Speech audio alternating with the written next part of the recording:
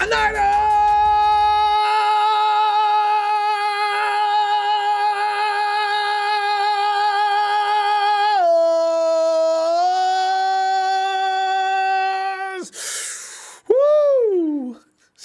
Tick, tick, tick. Check out the guys. Photos of the guys coming in out of the parking lot. One of my favorite scenes of the season. Guys coming out of the parking lot, walking through, cameras on them. They're saying things on their way in to get ready for TC. Yes. Ooh.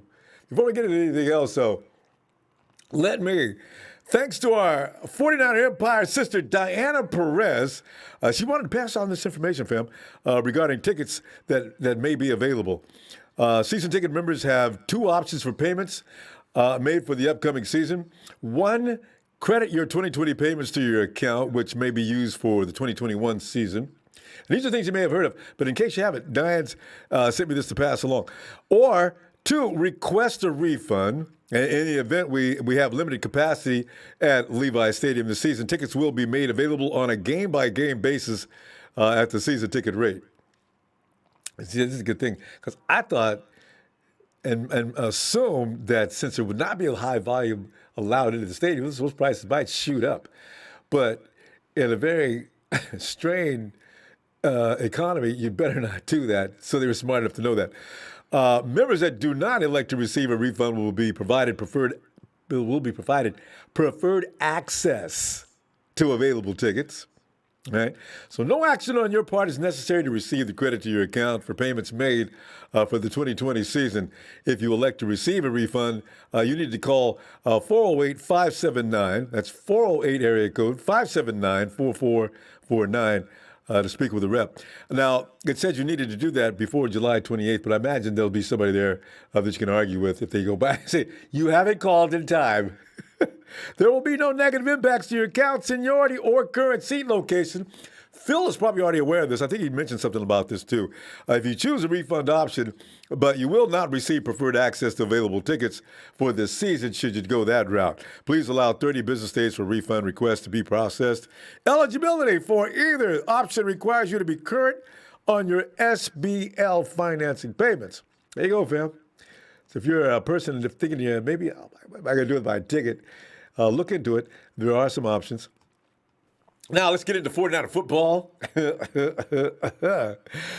Predictions for what teams will dominate every upcoming NFL season will never be unanimous. It's not going to happen. It's just not possible. Everybody thinks differently on this for the most part. Well, too many people do. But especially if the Niners are involved, right? Because, we still can't get no respect. And you know what? It's kind of warranted to a small degree. We got all the way to the dance, and we came up a little short, so now we got to be considered failed, right? I mean, by those who are football challenged, okay? That's just the bottom line, all right? 49ers are a young fledgling team that came out of nowhere to find themselves in a place they're probably somewhat shocked to be there themselves, as Richard Sherman would have you know, because they was asking Sherman all kinds of crazy questions before the game. Now, as Sherman says, they ain't got to ask me no questions. Now they know the answers. See, that's what I'm talking about. That's the difference between a championship caliber team and a team that got there but really didn't know how to finish yet. They know how to finish now, you bet your butt. And this is why I got my arguments to make later. Let me go ahead and finish this up, though.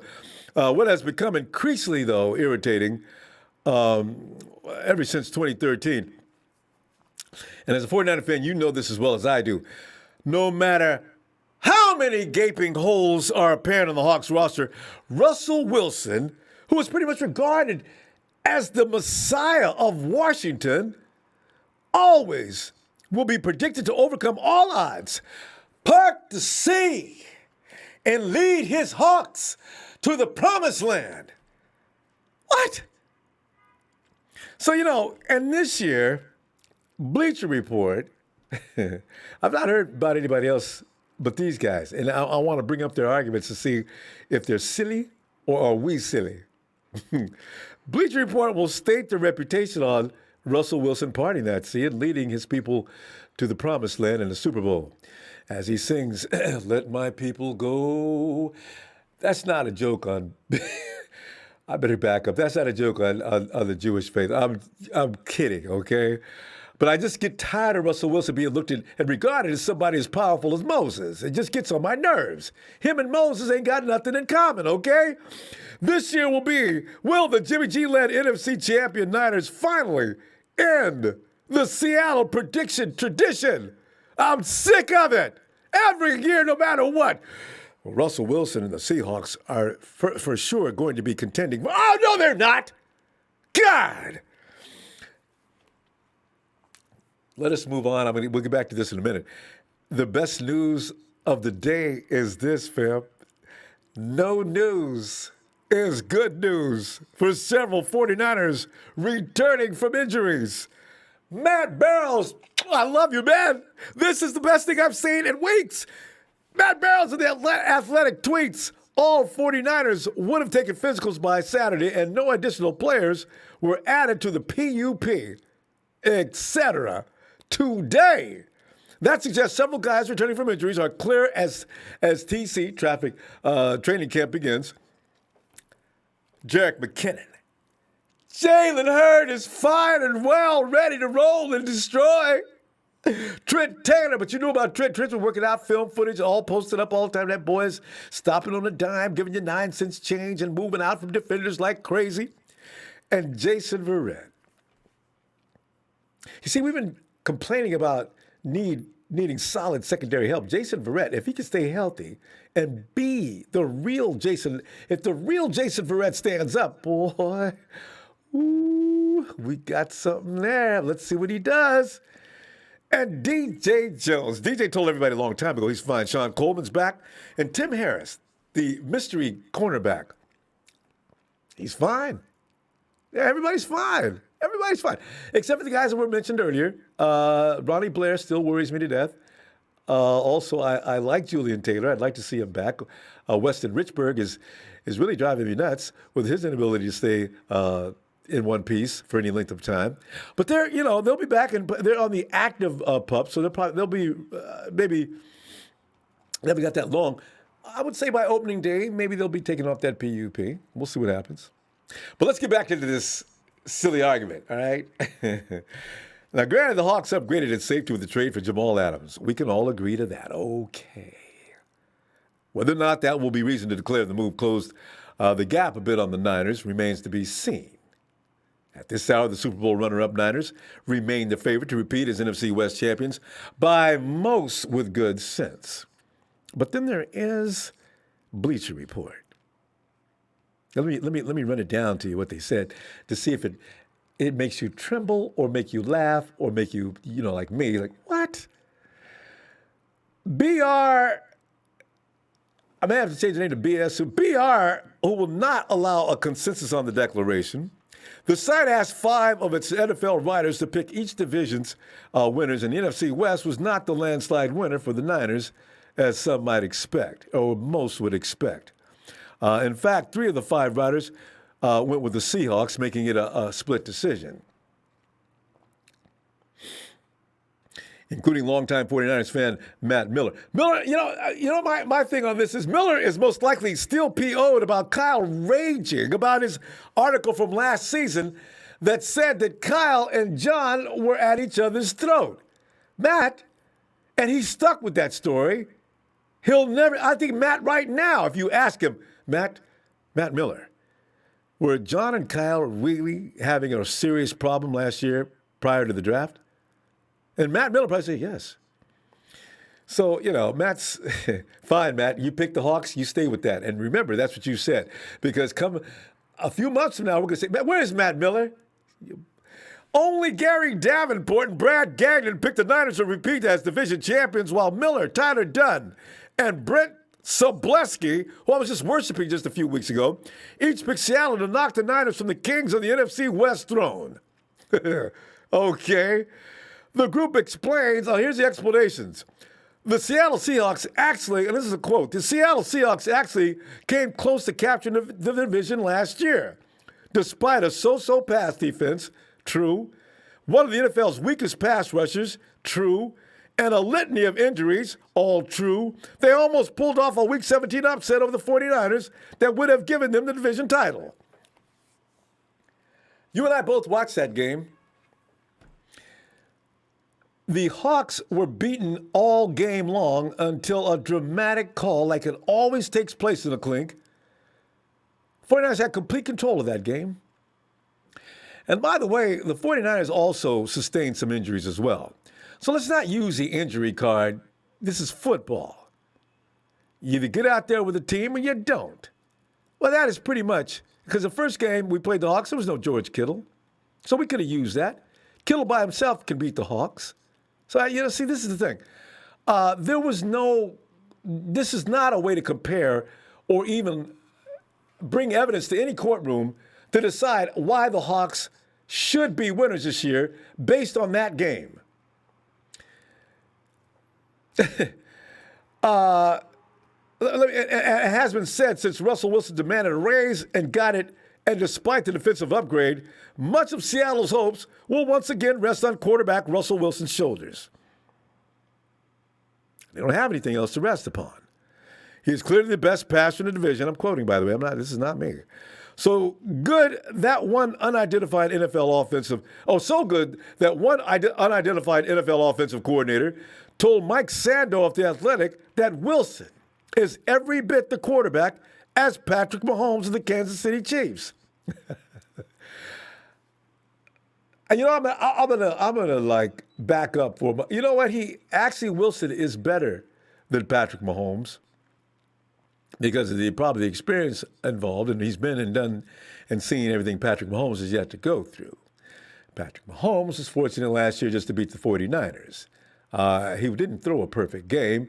There were a couple INTs, and there were some other questionable plays, too. So Patrick Mahomes is going to be fantastic. He could be the greatest of all time. I don't know. But as of this hour, Russell Wilson is probably the most dangerous between the two of them. I can't believe I even said that, but I'm just trying to keep it real as much as I can. I think I threw up a little bit in my mouth. Wait a minute. Oh, God. Yuck.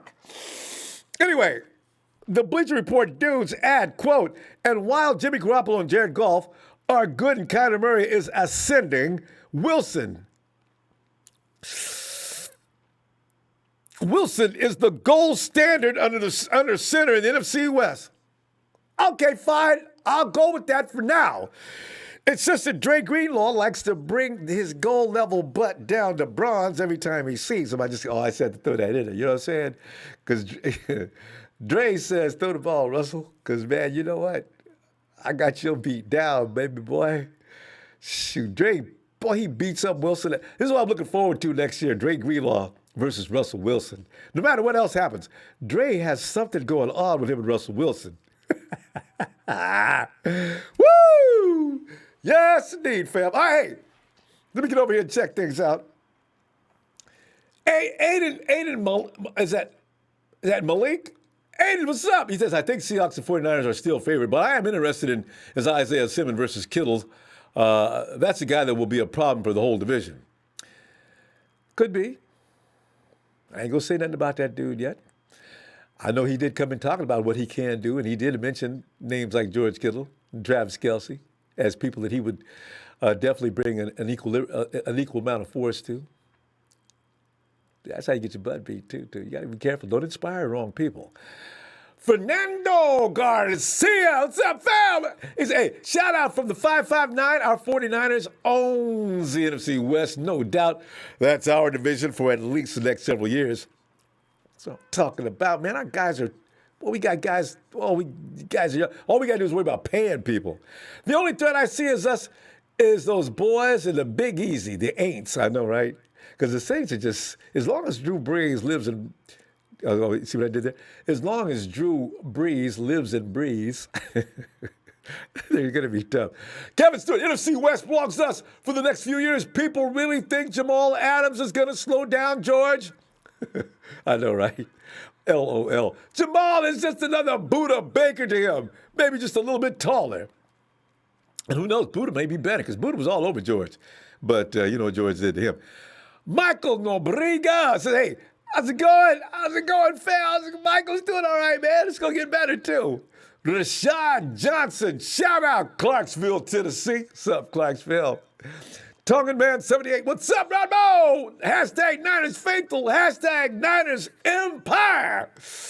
And Collie Young, once again, it's on. What up? Training camp is here. Let's go. Go. Niners!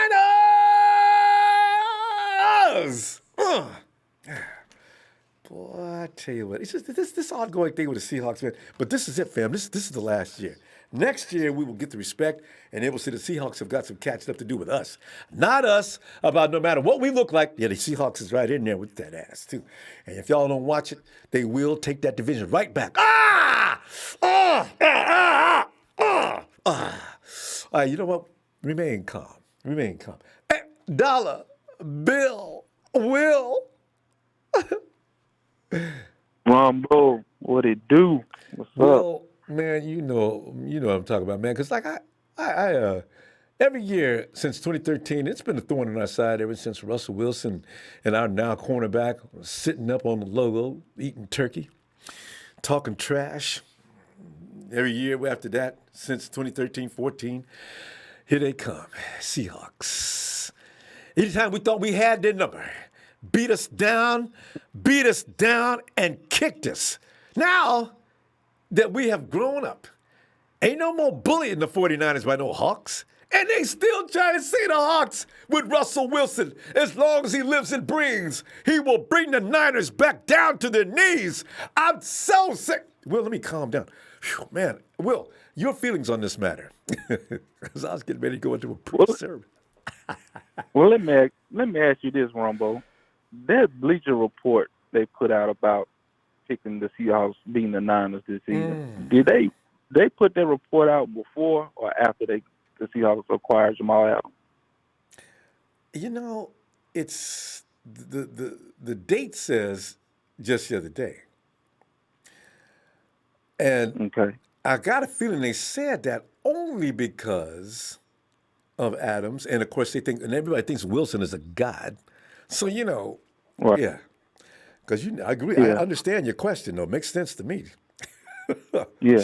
I mean, that's why they're doing that, because they acquired Jamal Adams. Like, Jamal Adams is going to play tight end and wide receiver and center and Running back. guard and defensive line and defensive running back. You know what I'm saying? Yes. Like, come on with it. I mean, it's ridiculous. They all know the truth. As long we are the defending NFC champions. So yes, we are the best in the division right now until someone dethrones us off of that. And I don't see the NFC West doing it. I see the Cardinals giving us a run for our money this season. Don't get me wrong, because the Cardinals, they doing everything right. With acquiring players and their salary cap money and all that in the draft. I give them that, but I really don't see nobody in the NFC West messing with us again, because we kept most of our players, so we have continuity. So I mean, we got talented players coming back from injuries, such as Jalen Hurd, D Ford, who's 100%. D Ford coming back.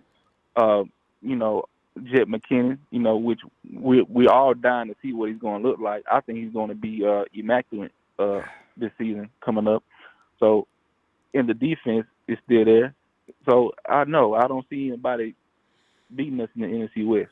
I really don't at all. The Rams are plummeting. They messed themselves up with Ramsey and all the draft picks, and they can go with Cooks and all them guys. They in shambles right now. They are. And don't get me wrong, Russell Wilson always gives us a run for our money because he's a mobile quarterback. He keeps the Seahawks in the game when they are when they play us. But I mean, we've all seen it from this past season. We could have beat Seattle at home, Ronbo. We just kept dropping passes. And Kittle wasn't playing. And even when the game was to be decided, Robbie Gould, sitting down over there because he wasn't training during the offseason like he should have, was having muscle spasms and cramps and pulls. He's sitting down while the rookie comes in and kicks the ball all up in the parking lot. Great point, Ronbo. Great point. Correct. Robbie Gould wasn't in that game. If Robbie Gould was in that game, we would have kicked that field goal to win the game. Sweet. So that was the major factor, Robbie Gould, because the rookie, he doiked it. I mean, that was our chance to win the game. So we had them beat. It's just that Robbie Gould wasn't in the game to kick the field goal to win us the game. So No, I don't think Seattle's going to beat us this year. As a matter of fact, I think we're going to sweep Seattle this season coming up. I really believe that. Now, don't get me wrong. Seattle will give us a run for our money, but I think the players and the continuity that we have, we're built for them. We're built to play against them again and again and again and again, come out on top. So I really don't see them. I don't really see any team in the NFC West beating us. Sorry, Rudy. I mean, your team sucks. I mean, your team just sucks. Golf sucks. Y'all gave Golf all that money. He just sucks. I mean, he's Jared Goof, not Golf. He's Goof now. Jared Goof. I mean, and I've heard a rumor Jalen Ramsey may be moved. Now that's hilarious. You gave up to him all that capital and can't pay him, so now you might have to move him. Well, that's a silly organization. Yeah, it is. It is. I mean, they try to take the easy way out of giving up picks to bring in star players, and you still let Emmanuel Sanders beat you down for a game-winning catch to set us up for the field goal in the home game. So yeah. I mean, come on. And then the player that y'all wanted to get so much and gave all your picks with threw your own player under the bus. You threw Taylor Rapp under the bus. So I mean, that shows what character you have. I mean, you threw your own teammate under the bus. Yeah. So I mean, come on, man. Every place is not Santa Clara. We have a locker room of intelligence. We have owners and management that do things that actually have thought behind it. We don't have these contracts that make no sense that you can't keep. These 2-year windows don't work. Rams.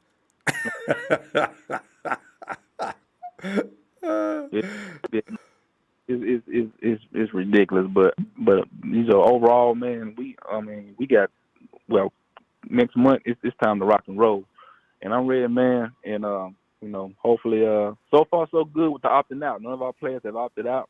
So Adam Schefter is hearing that the NFLPA may come down to a decision of Wednesday as the deadline. So we got Monday, Tuesday. NFL what? The NFLPA.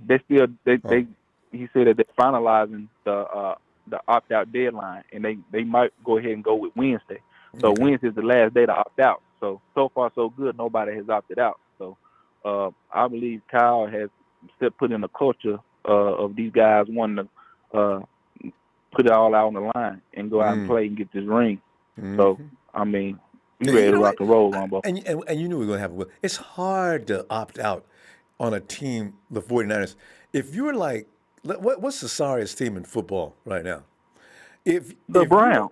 If you're with the Cleveland Browns, you do consider opting out. What I don't understand is the Chiefs have a couple of guys that plan on bailing on the season, as do the Patriots. So, it's pretty funny. We'll see. Yeah. Oh, man. Yeah. All right. So, but yeah, that's all I got tonight, Ronbo, man. Right, like I say, man, I don't see nobody beating us, man. I think we're gonna do the same thing we did last year, and I really believe, and I'm a faithful, so I really have faith that we're gonna go ahead and finish this job. We're gonna get the job done this year. Yeah. It's just they were beating up a bunch of kids in a rebuilding team. Well, the team is not rebuilding. The kids have grown up. Let us stop the nonsense. The Hawks are not above a butt whooping, which is what they're going to get for the next 4 years. Well. See you tomorrow, fam, on Monday Night Raw. All right, Ronbo, man. Shout out to you, man. Shout out to my TNT fan, man. Player partner Dre, Trey Trez, Big Show, Russo, all them guys. Shout out to the Ronbo Sports Fan Club, Rico, Jersey Joe, Sheik, Russo, all them guys, man. Big Show. Hey, man. Super Bowl 55, Tampa Bay, Florida. It will not be the Tampa Bay Buccaneers. It'll be the San Francisco 49ers versus to be announced. All right, Ronbo. Thanks, Will. Have a good night, fam. Yeah. All right, too, man. Thanks. Hey, Jay, come on in and add to this. Yeah, I have to say, Ronbo. Yo. I don't really care about no Jamal Adams. You know what I'm saying? So the thing is, what I don't understand is, we've done enough now. And obviously, these people have been watching football for a long time. You can see that the 49ers were a young club last year that maybe have overachieved for the first few weeks, and then they finally got into stride. And they looked like what they knew what they were doing, but they were still a young team, susceptible to making a little mistake here and there. Well, now, okay, you're going to still look at that team as not grown up any since last year. Should still be exactly the same team as last year. And then go into this year and say, yeah, and the Hawks go get them this year. Well, that's really stupid. I mean, really, think about it. That's what I'm trying to get these people, these analysts to say. You're going to tell me a team that's matured with a quarterback that now knows probably way more about what he's doing this year than he did last year, because Kyle Shanahan's offense is that difficult, along with some very high-quality receivers. You're going to tell me now that game we barely won in Seattle is the hallmark for what you're going to base your decisions on? Come on, man. That's just stupid. Jay, what do you feel about that?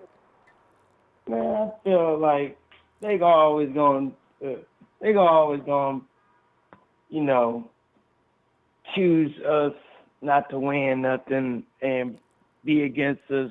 All them media people, most of them, they don't do much. They love what they see with Russell Wilson, but that's it. You know what I'm saying? They don't have a line. You know what I'm saying? And Russell Wilson he's a bad boy. I can't deny that. But at the end of the day, Jay, they're a regular season team. We got an overall better team. Yeah, we got a better overall team. We got a better defense.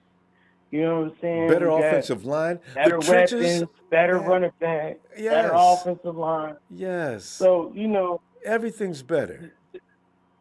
Yeah, everything's better. Well, except for the quarterback. Okay, give me the quarterback. We should have swept them boys last year. We didn't, the ball didn't bounce our way, but we should have swept them boys. And I just feel like these teams are overlooking Jimmy Garoppolo and what he can do. Yeah, that'll end this year. I feel very confident about that.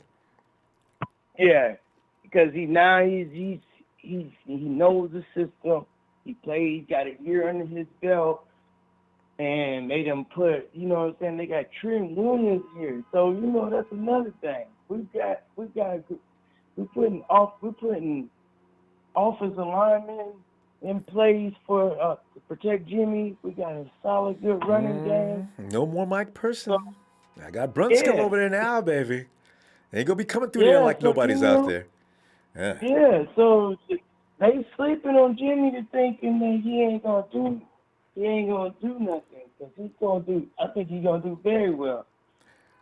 Jay, he is as weird as his season one. The man still nearly threw for 4,000 yards. And how many drops did Jimmy have at the beginning of the year?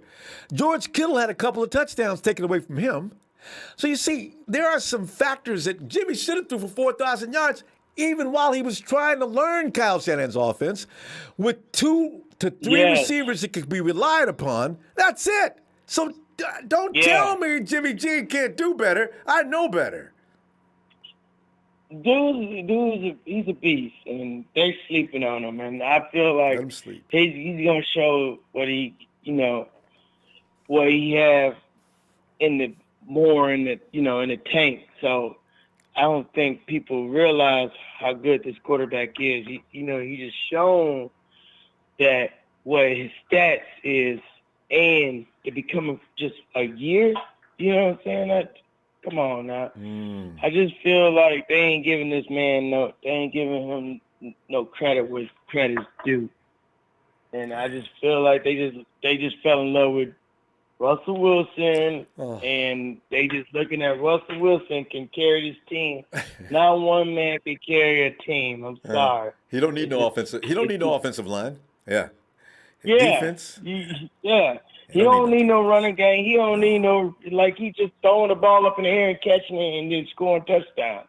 I mean, come on. That's the thing people fail to realize, that this is a human being. They could be stopped. They could be sacked. They could be intercepted. You know what I'm saying? So they could get injured. They are human beings. So you can't just sit here and just thinking Russell Wilson just going to just clown us every year, and I don't think that's going to even happen. His ownership papers were rescinded last year anyway. The year before, actually. After Nick Mullins beat Russell Wilson, that was the beginning of the end of Russell Wilson domination. In the game that they won, there was no Russell Wilson domination in that game. In the game that we beat him, there was no Russell Wilson domination in that game. You know, the referees dominated, but that's not Russell Wilson. So come on, man. You know what I'm saying? Even the game that they won. No Russell Wilson domination. That's what I'm saying. He didn't dominate the game. Drake Greenlaw said, "No, you don't." Yeah, so that's what I'm trying to get. If we are a better overall team, better coach. Now, I ain't gonna say. Well, I'm gonna just go on a limb and say Kyle Shanahan's a better coach. You know what I'm saying? Yeah. I think Kyle. I think he's going to be on his way, and I think he just needs to get all these psyche out of his head and just out coaching himself. A lot of them games he out coached himself. Well, that's overthinks is what it's called. Jay, we out of time. Overthinking and overanalyzing, and just go in there and just play your game. Don't worry about what the next team could do. You go. You got more. Jay, we got to pull up. You got more. Let me see tomorrow night on Raw. Be looking for you. All right. All right, Ronbo. Appreciate you what you do, brother. Thanks, fam. You know I appreciate you too. See you tomorrow, okay? All right. All right, fam. And we zoom on over here to Chill, Pill, Phil. Phil. Hey, Ronbo. Hey, Phil. Well, every year I go through the same nausea about the Russell Wilson prediction. As a matter of fact, every year since 2013, no matter what's going on, no matter what that team looks like, no offensive line additions, defense, and now we're talking a team that's not even going to have a pass rush or elite pass rusher, as Jadeveon Clowney is theorized to be. And they've got one of the worst defensive lines. And what happened to the old adage that football's won in the trenches, right? Does it apply in Seattle? I mean, do you remember us when we didn't have a pass rush? Do you remember how bad our pass defense was prior to Nick Bosa, D. Ford? You know, quarterback had all day to throw. Yeah, I know. That's what's going to happen with Seattle. I don't care who they have in their defensive backfield. You know, Jimmy's going to sit back there and go, "Oh, you open yet, George? Keep running a little bit more." There they are. Give Jimmy a seat. Let him sit down. Yeah, let me rest a little bit. I mean, it's going to be, and then Russell Wilson's going to have to run for his life. Constantly. I mean, it's crazy to think. And you know what? Bleacher Report in their power rankings had the Niners 4 and Seattle 11. So how does that add up? Wait a minute. Their power is 4. 4 to 11? Yeah. They had Seattle at 11, and they had the Niners at 4. Explain that stat to even me. Florio had the Niners at 2. And he must have had heartburn all night long before he published that. You know, Mike Florio. Okay, that's a whole other program. But you know, this is the thing. I think sometimes these people do this just to get attention, right? They know that every 49er noticed that. They know it. You SOBs. What are you talking about? And stop making Russell Wilson above every. And granted, he was number 2 on the top 100. Fine. Why didn't they say the same thing about Lamar? So I've had enough. This is the boiling point. The other thing is, who's got more upside? Russell Wilson?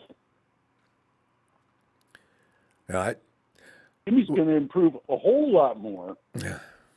And Russell Wilson's hit his peak. Oh yeah, years ago.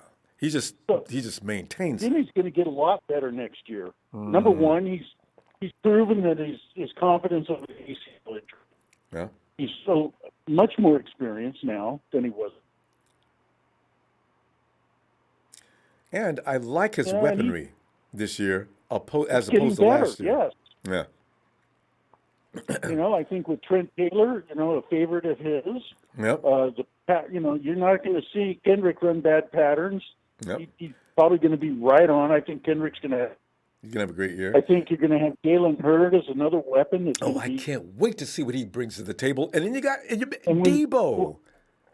And Ayuk, we don't. I got good So- feeling about him. Yeah, and I like your Brett. Phil?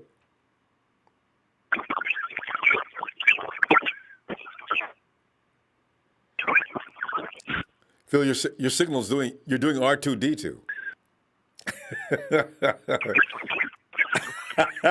And I always wanted to learn how to speak R2D2. Phil, I'm not sure what's going on. We got a really strange connection. Wait, is that somebody else? That's Phil. Phil, wait, we're gonna hang it up. Phil, your signal went out. I'm enjoying it though. Okay, we're gonna hang that up. Is that really Phil? Let's come back to Phil. Now I need for Chewy to call in. Hey, Nudge! Ronbo. Nudge. Man, I came in tonight thinking, I would ask people, man, about this. Man, why in the world can Russell Wilson, he get all that love every year, no matter what they do wrong? Russ made some mistakes last season, but nobody remembers him as far as analysts go. He's still the dude that everybody's got to be worried about. I mean, do we need to be concerned with the NFC West because they added Jamal Adams and Russell Wilson is a man who, as they call the gold standard of football? What is it? How I think about it is we the best team in the NFL. Clearly. But we still gotta look, take every team seriously. But other than that, I don't really fear no other team.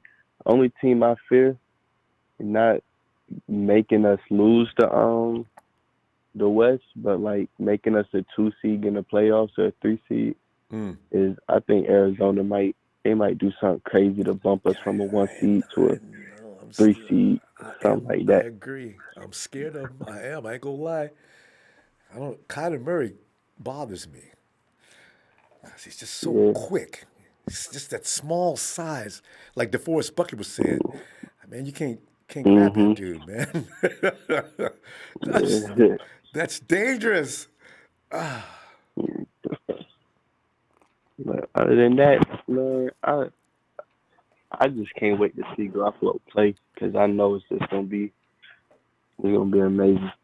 And hey, Dodge, you know what? And also this year, I look for more play action because last year they just set Jimmy, but Kyle just had him sit back in the pocket trying to negotiate that offense.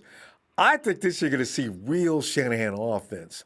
Jimmy G's percentages when he's on the move are way up above just sitting back in that pocket waiting for the defenders to come and get him with an offensive line that had one dude that refused to block or refused to be able to not get beat. You get Jimmy G in that play action like he likes to do. Oh, yeah. And we got the right kind of guys to work with it now because now you got a guy like McKinnon who can dart out because he's from the backfield and get things done. You got both. I'm looking forward, boy. I think Debo's go wild this year. He's got to get his foot back. You got Trent Taylor now. Whereas it's a whole nother show now. Whole nother show. Oh yeah. And Ronbo, have you realized how Kyle Shanahan has changed like since we got him? As far as what? As what he likes his receivers to be. Yeah. Because you remember when he first got there, he wanted the short, quick ones. Yeah. Now he wants people battering. that run you over. Yeah, beat that butt, boy. As soon as you get the ball. And that's the real West Coast offense, too, Notch. You get out to get the ball in your playmakers' hands. Because everybody, Jimmy G don't know, but he don't know how to put a nickel and dime down the field. Stupid. That's the West Coast offense, man. What G is supposed to do is get those guys in open spaces, give them the ball, and let them do what they do. That's what he's talking about. Everybody's crying about the deep ball, It sets up with the short game, and then suddenly the death strike downfield. My God. But And every quarterback that played us last year was dinking and diming. Yeah. They had like Kyler Murray won't dinking and diming against us. Every quarterback So he was does. running out. Yeah, that's all he was doing. Good point, Notch. Who Running out the does it? pocket and dinking and diming. Yeah. Nobody be throwing no bombs downfield all game long. Get your butt handed to you. They'll pick that stuff off. You better set that stuff In up. fact, So, I'm looking forward. So, oh yeah. and Cliff H, I was concerned about Phil, but I could see I couldn't get his line back. I wasn't getting rid of him. I was trying to wait till the line got stayed. It wouldn't. So Phil, call back. Yeah, go ahead, Notch. Any more observations on the Seahawks and why they must be predicted every year, no matter what? They got to go to the Super Bowl. They go win the NFC West now. Ain't got no offensive line. The defense is so-so. Jadeveon Clowney has not signed, but yet Russell Wilson is still on this team. Oh, man. What? No O-line, no D-line. They got a good box safety, but he going to play the box. I mean, really, when you have a good defender, Cal going to scheme his way out the game to where he's not even in the game for real. So I'm not worried about him making too many plays. Because receivers going to be make open. one here and there, but it ain't like he's going to just take over the game. Come on. He's not going to take over. Nah. He may take over other games, but not the game we play. Nah, he ain't going to take over the 49ers versus the Seahawks game. You know, they do have that running back who had an ACL. You know what? I think they got 2 or 3 running backs. That one big bad dude, though, how do you come back from an ACL as a running back in 1 year? We're going to see. What is that dude's name? Carson something. Oh, yeah, Chris Carson. Chris Carson. Yeah, you know, I got to say, and I'll admit it, he did impress me. That's a yak man. That dude comes through that line. The first dude is not going to bring him down. It takes a couple guys to get him down. I do give him credit. Unless Kinlaw get him. Wait on a second. Ain't that the truth? And Bosa don't play that either. Eric, actually, our big guys got to get linebackers. Usually need a little help with him. Our big guys up front, he ain't going nowhere. So yeah. Nah, not at all. So I'm looking forward to this. We got the best defense in the league. We going. Only thing that can stop us is health and COVID. That's the only thing. That's it. Well, I'm scared of COVID, man. The Eagles coach, Doug Peterson, man, going down. I said, what? Oh my God. Man. Man. Anyway, and he ain't young enough to be shaking this off either. You know what? Keep your fingers crossed for Doug Peterson. That could be scary. Oh yeah, wish for the best for him. Yeah. All right, Notch. Good to hear from you, fam. Yeah. All right, look for you Ronbo. tomorrow night. Okay. All right, for sure. All right, Notch. All right, cool. Yeah, hey, shout out to Cynthia. Cause Cynthia said she tried to stay with us last night, but she's on the East Coast. She just got tired. Cynthia, you hanging out? Let us get in that chat and say hey. All right. Dion.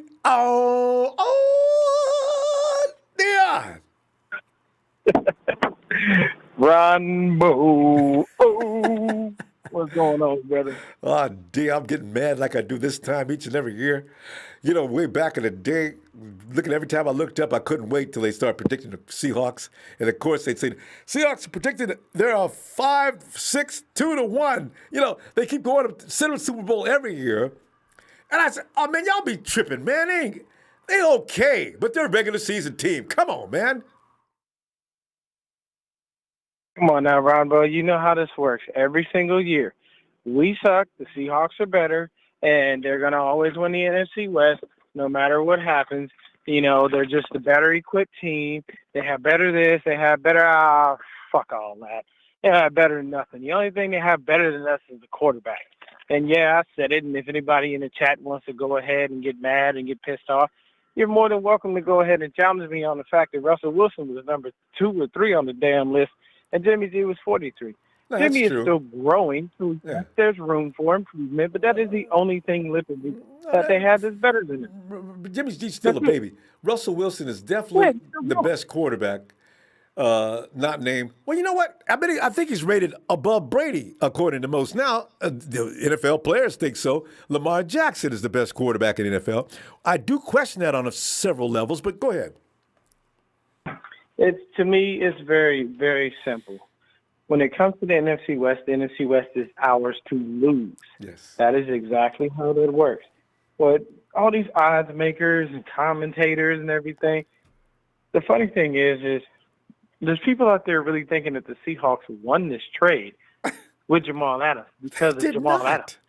And I'm thinking, you mortgage your future just like the Lambs did, and you got nothing for it because you got one player, but you gave up at least 3 to 4 future players that probably would have did better. Bradley McDougall seemed to have had better stats and was doing better than Jamal Adams. So you basically gave up a player that did better than him last year.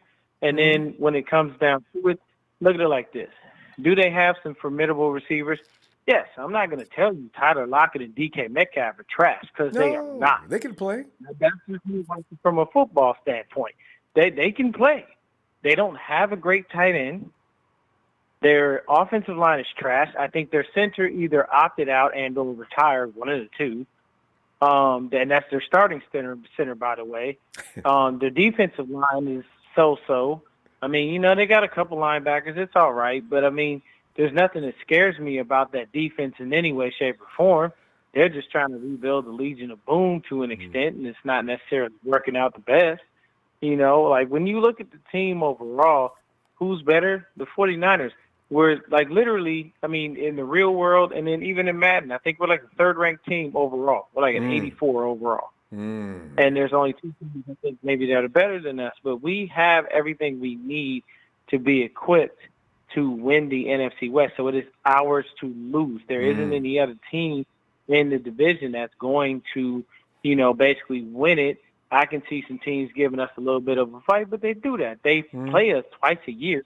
So it's obvious you're going to start learning the nuances of the offense, but then that's where the mastermind Kyle Shanahan comes into play, and he starts to draw plays in a different way. When you have somebody who goes to the line with 5 different plays for one damn play, 5 different ways you can run it.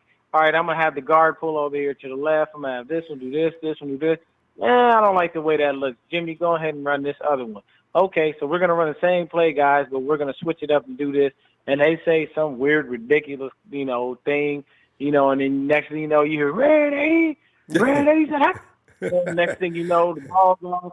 Either Raheem the Dream is running some damn where, or Debo and hit somebody on the slant, or Kittle's gone.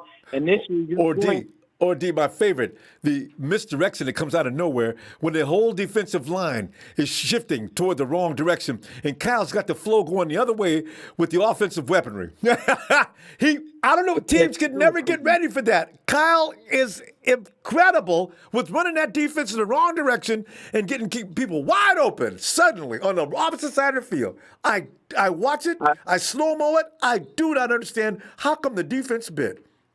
But I love what they do. I do too. I said this before. When you fooled Luke Kuechly, that's why he quit. This dude film studies, and I'm talking one of the greatest middle linebackers to play the game. That dude is a brainiac when his football IQ is ridiculous. When you got Luke Kuechly going, I don't know what the fuck I'm going to do, man. I'm tired of this shit. I can't. I thought I was lining up for this play. I saw it on film today and ran this shit out. Man, y'all leave me alone. I'm doing the best I can. You have that stuff where people just can't figure it out because there's too many different plays for one set. And, I think the only reason we even had that fight on our hands with the Falcons was for 2 reasons. One, they're still running a version of the offense that Kyle had installed. Yeah. So they kind of know, okay, if this person sets up, he's favorable to this kind of play. And then 2, the only other reason that we really did that was because Kyle took his foot off the gas. Yeah. He was playing a vanilla offense. Like, to me, that's the only thing that I would say about Kyle is the one thing that Belichick has is he'll put his foot on your throat and he will not let up. He will make sure that you die. Yeah. And you have to. So, like, in the Super Bowl at halftime, we should have been pushing to get at least a field goal. John Lynch was caught on camera putting his hands up like we were going to call a timeout. Kyle, well, no, we were comfortable with the lead. No, I don't want to be comfortable with Patrick Mahomes, who came back twice in the damn playoffs from ridiculous deficits, and I want to put my foot on his throat. D, we got to pull up, but good points as per usual. Let's see you tomorrow night. All right, man. I'll see you tomorrow night on Raw. Once again, thank you for the platform. Appreciate what you do. You are the best at what you do. And don't worry about it, man. 2021, we will be in Tampa Bay. It will be versus two teams. And I can guarantee if we get an NFC Championship game, Ronbo, with Tampa Bay versus San Francisco, it'd be the most viewed sporting event of all time. Everybody would be waiting on that. Yeah. Right. Think about it, Ronbo. Gronk versus Kittle, Jimmy versus Tom. On and on. Oh, D, kick him up, fam. Dion Johnson. He's got 49 content you need to hear. D, have a good night, fam. You too, brother. Appreciate you. Yeah, boy. You know, I'm serious. When I say 49ers versus Tampa Bay in an NFC Championship game, that would actually dwarf the Super Bowl as far as viewership would go. Everybody be waiting on that. Hey, Krusty!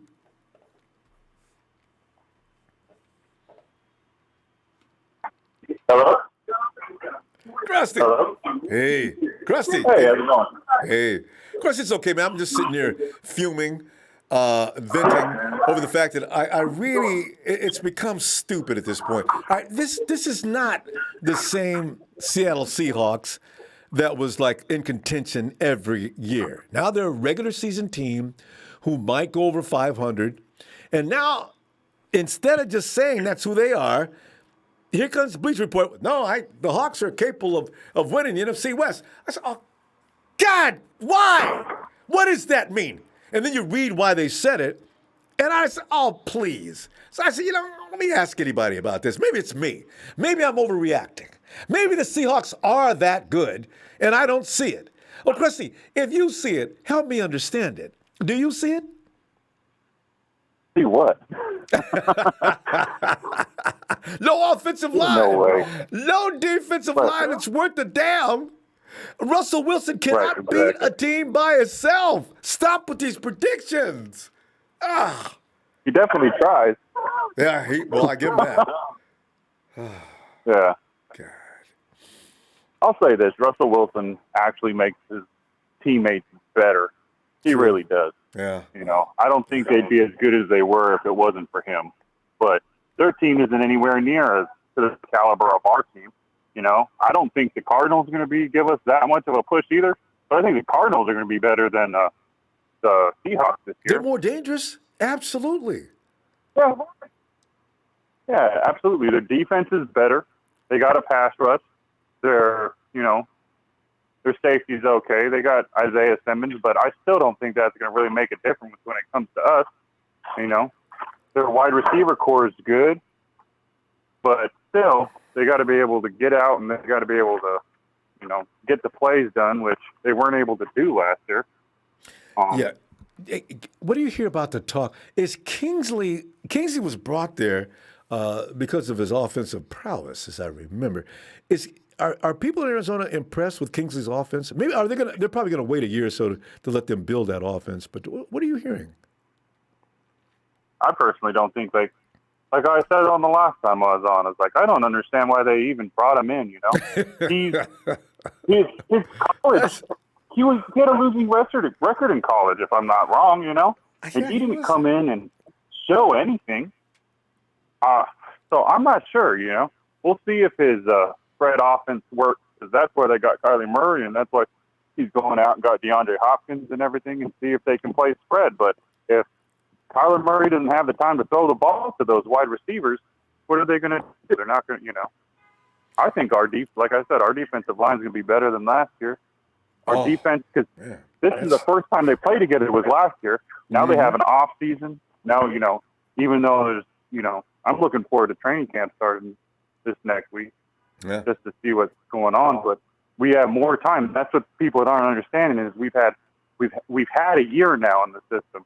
You know, people are talking about Brandon Ayuk and like, oh, I don't know if he's going to do any good. Come on. Jimmy came to our system in 2017 knowing nothing. Kyle Shanahan made the system easy enough for him and did everything for him to make Jimmy succeed. He's going to do the same thing with Brandon Ayuk. He drafted him in the first round for a reason. He didn't draft him to sit on the bench. You know? And Debo caught on. And he's going to do the same thing. Yeah, exactly. He's going to come up with plays just for Brandon Ayuk. So there's going to be that. Ken Law, he just needs to get in the middle of that freaking defensive line and push straight through and get the quarterback. I can't wait to see what happens there. He looks like a wrecking machine. Right. This is going to be so much fun. Oh, God. God bless the man that's got to get him against Kinlaw. If anybody goes up one-on-one, and actually the NFL Network's, what's his name, that always does the X's and O's. Anyway, he'd already said there's no NFL offensive lineman that's going to go one-on-one against Javon Kinlaw. So I said, you know what? Right, I bet that's right. 330 pounds of rage, and this guy can move. He's not a stiff in any shape, way, or form. That's going to be fun to watch. Oh, man. Right. And not only that, with the healthy D Ford, I bet you it's going to make it so it's going to be harder for those outside running quarterbacks to get out of the pocket and move around. He's just as fast as them. He'll catch him. He'll catch him in the backfield. Nick Bosa is going to be able to get off those chip blocks and get him too. And when he doesn't snaps the ball and has the offensive lineman right in his face from Ken Law and C.J. Jones and Eric Armstead pushing them back in their faces, they're not going to be able to do nothing. Yeah. So I'm not worried about it. There's no way in hell that we're not winning the NFC West. Yeah. I don't see there's any way in hell we're not winning the NFC. I think we're going to grab number one again. Tampa Bay is not making it to the NFC Championship game. There's no way in hell. And they may not even win the South. I mean, Krusty, do they really think that Drew Brees and company should just sit there and let Tampa Bay just come in and take over because of Tom Brady, who's going to be killed because they've done nothing to address that offensive line? Jameis Winston says, let him go ahead and stand back there. Let's see how long he can stand in that pocket. Let's say this. Name a quarterback that Tom Brady's played against in the AFC in his division. There's not a good one there. He's never played against caliber teams like the Saints, and I'd even say the Falcons with Matt Ryan. He's never played against teams like that 2 times a year. Even Teddy Bridgewater's better than freaking Sam Darnold, Josh Allen, and Fitzpatrick.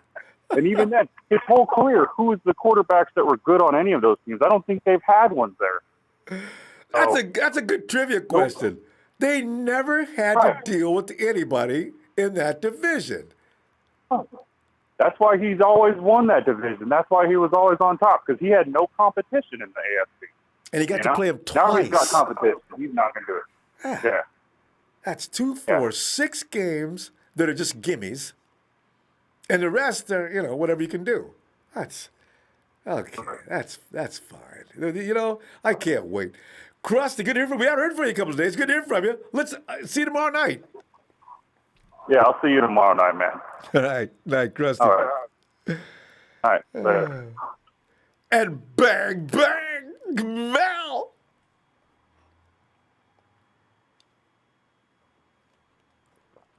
Mel. Bang, bang. What time is it, man? What's good, Ronbo?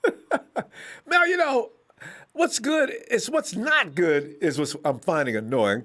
Because I've heard things that are justified about the 49ers, but there are still whispers about I know everybody's saying mostly the 49ers are probably going to win that division. They've got everything you need to win a division. But then you get them 1 or 2, 3 guys that their voice echoes above everybody else's. Yeah, the 49ers barely beat the Hawks last year in that game that could have determined the NFC West with a broken down Seattle team that was only Russell Wilson capable, and they almost got it done. Oh, why don't you guys go look at the game? Don't just sit there and say they barely lost. They did. Oh, but anyway, And you want to talk about almost? We were almost undefeated. How about that? Yeah. Just look at it that way. We ain't Almost playing undefeated horseshoes. and won a Super Bowl on top of it. Right. Yeah. Right. Exactly, man. It's crazy. Bang, bang. The L.A. Rams have no rings. What's good, man? The greatest show on turf was a long time ago. That's for the bozo that comes to every show, walks away from his Dungeons and Dragons game, and then comes to watch your show to talk about the Rams all day. The Rams, nobody's even thinking about them. They're straight up butt cheek dust, dog. They are dumpster He's cans. locked up in the pit of Get them misery out of here. until he comes in to talk to us. Yeah. No doubt, he has no human contact except for the Ronbo show.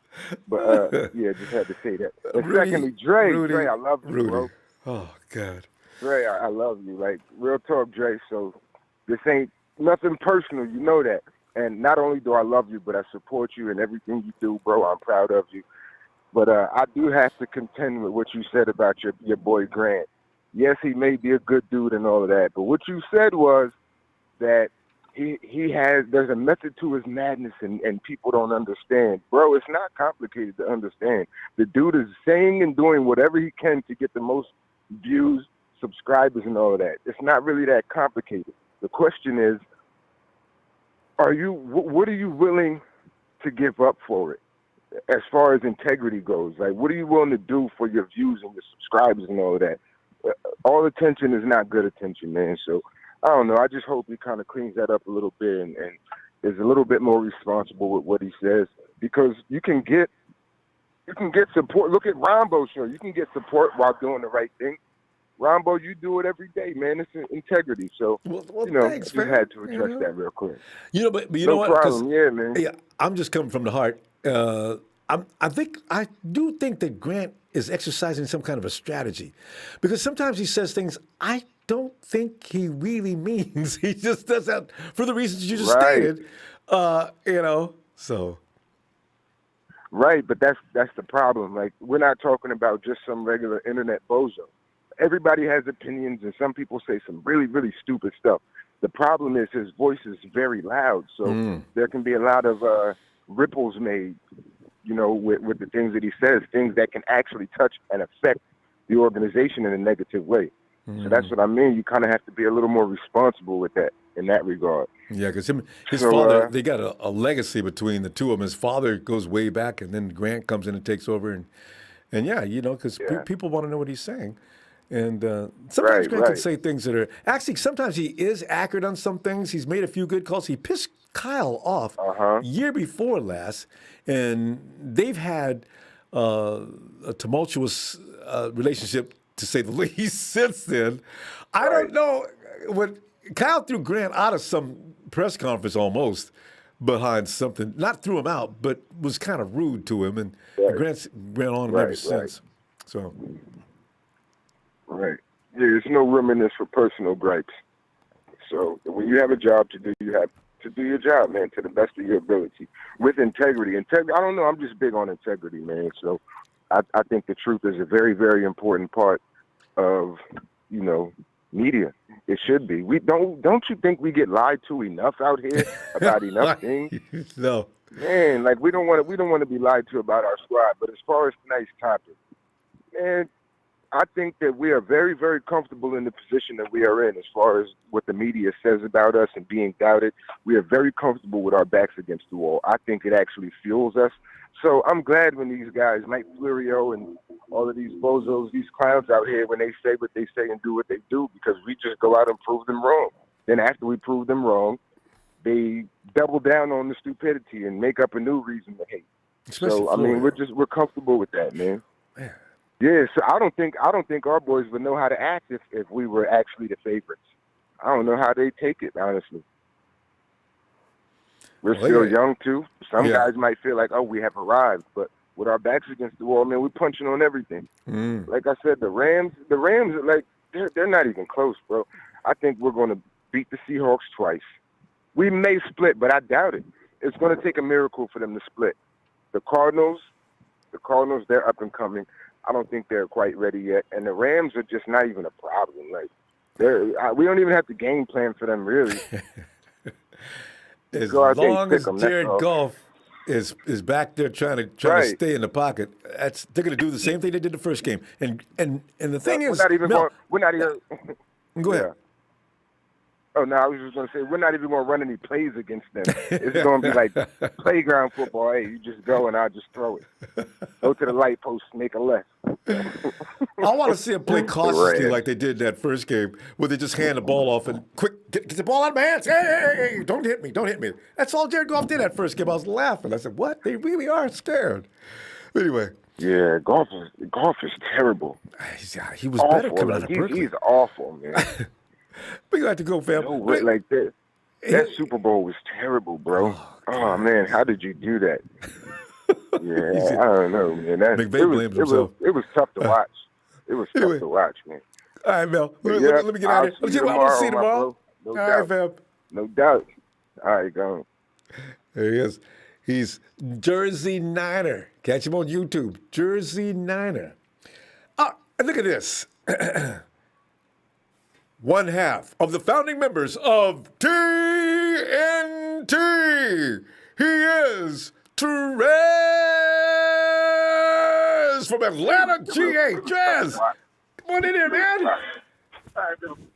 Finally, Trez has returned to Ronbo Sports. I got the bowl of red What's gold. going on, Ronbo? I was. You're not gonna say throw some red gold on. I would throw it on there anyway. Okay.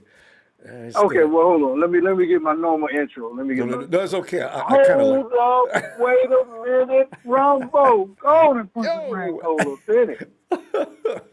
Trez, come on in. You're coming in kind of subdued tonight. I'm wondering what's on your mind. There must be something unusually special tonight.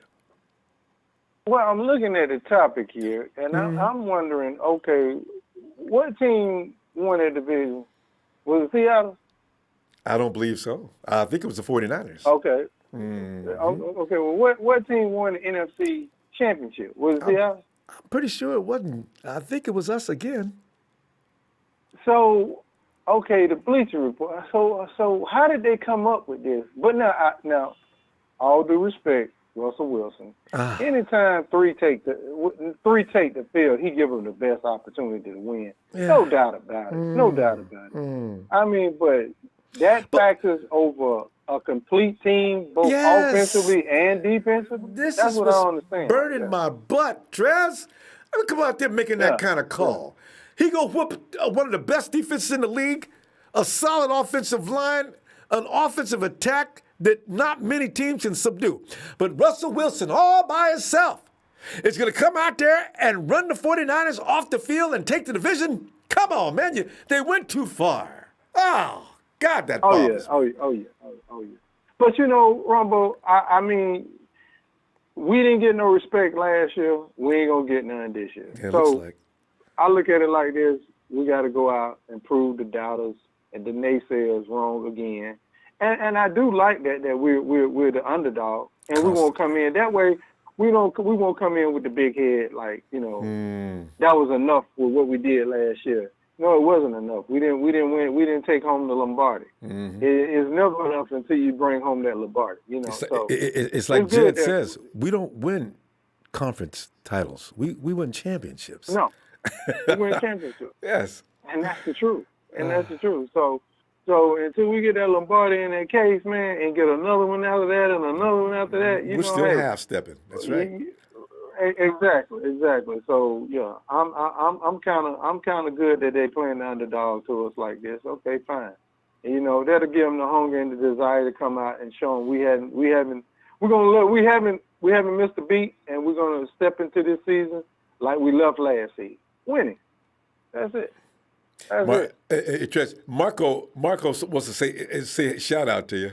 He says, funny, Trez returned your shell at the exact same time as I did. Love you guys, brother. Ronbo had a TNT friend. Marco's out in South America. But go ahead, Trez. Shout out to Marco, man. Shout out to Marco. Yeah. Hey, look, but so you know, look, Ronbo, the Jamal Adams trade, man. Look here. Man. That was a desperate attempt to stay right there with us. You know what I'm saying? And you know, I'm gonna be honest with you. I don't think I don't think it's going to work out for them. They mortgage their future, man. They did exactly like one caller said before. They did exactly what the Rams did, man. They mortgage their future, even though they don't do their work in the first round. Let's get that understood. That's true. They hit Pater in the later rounds with players. But how do you think you're going to be able to do that, though? You see what I'm saying? So it's going to come a time you're going to need them first round picks. And you're going to need them first rounders to be, because you're on the tail end of the Seattle Seahawks being as dominant as they were. You're on the tail end of that team. And it's just going to be Russell Wilson in a minute. That's what it's going to be. And you ain't got no first-round picks to trade for another quarterback if you want to trade up. See, and they got to pay him in 2 years, Trez. Then what? Yeah, see. I don't know. Then what? Management. Right. Management is strange in Seattle. So, yeah, I look for Seattle to come out 8-8 is my prediction for the Seattle Seahawks. See, 8-8. And you're right in step with Gabriel Zamudio says, Russell is a choker, just like LeBron James. Hey,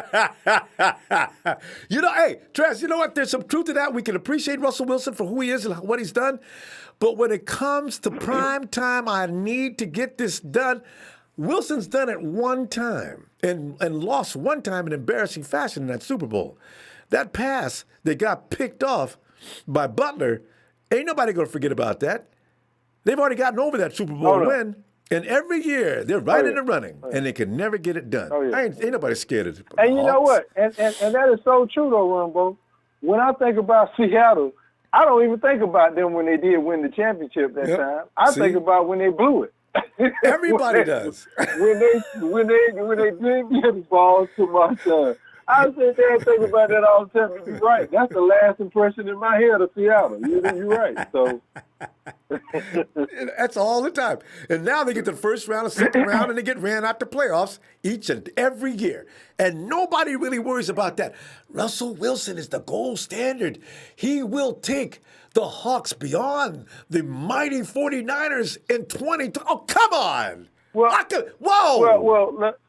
Let's put things in perspective, too. Russell is due for a down year, too. Yeah. Think about it. Yeah. He's been playing out his mind since he's been in the league. Don't you think it's about time for him to have a bad year, too?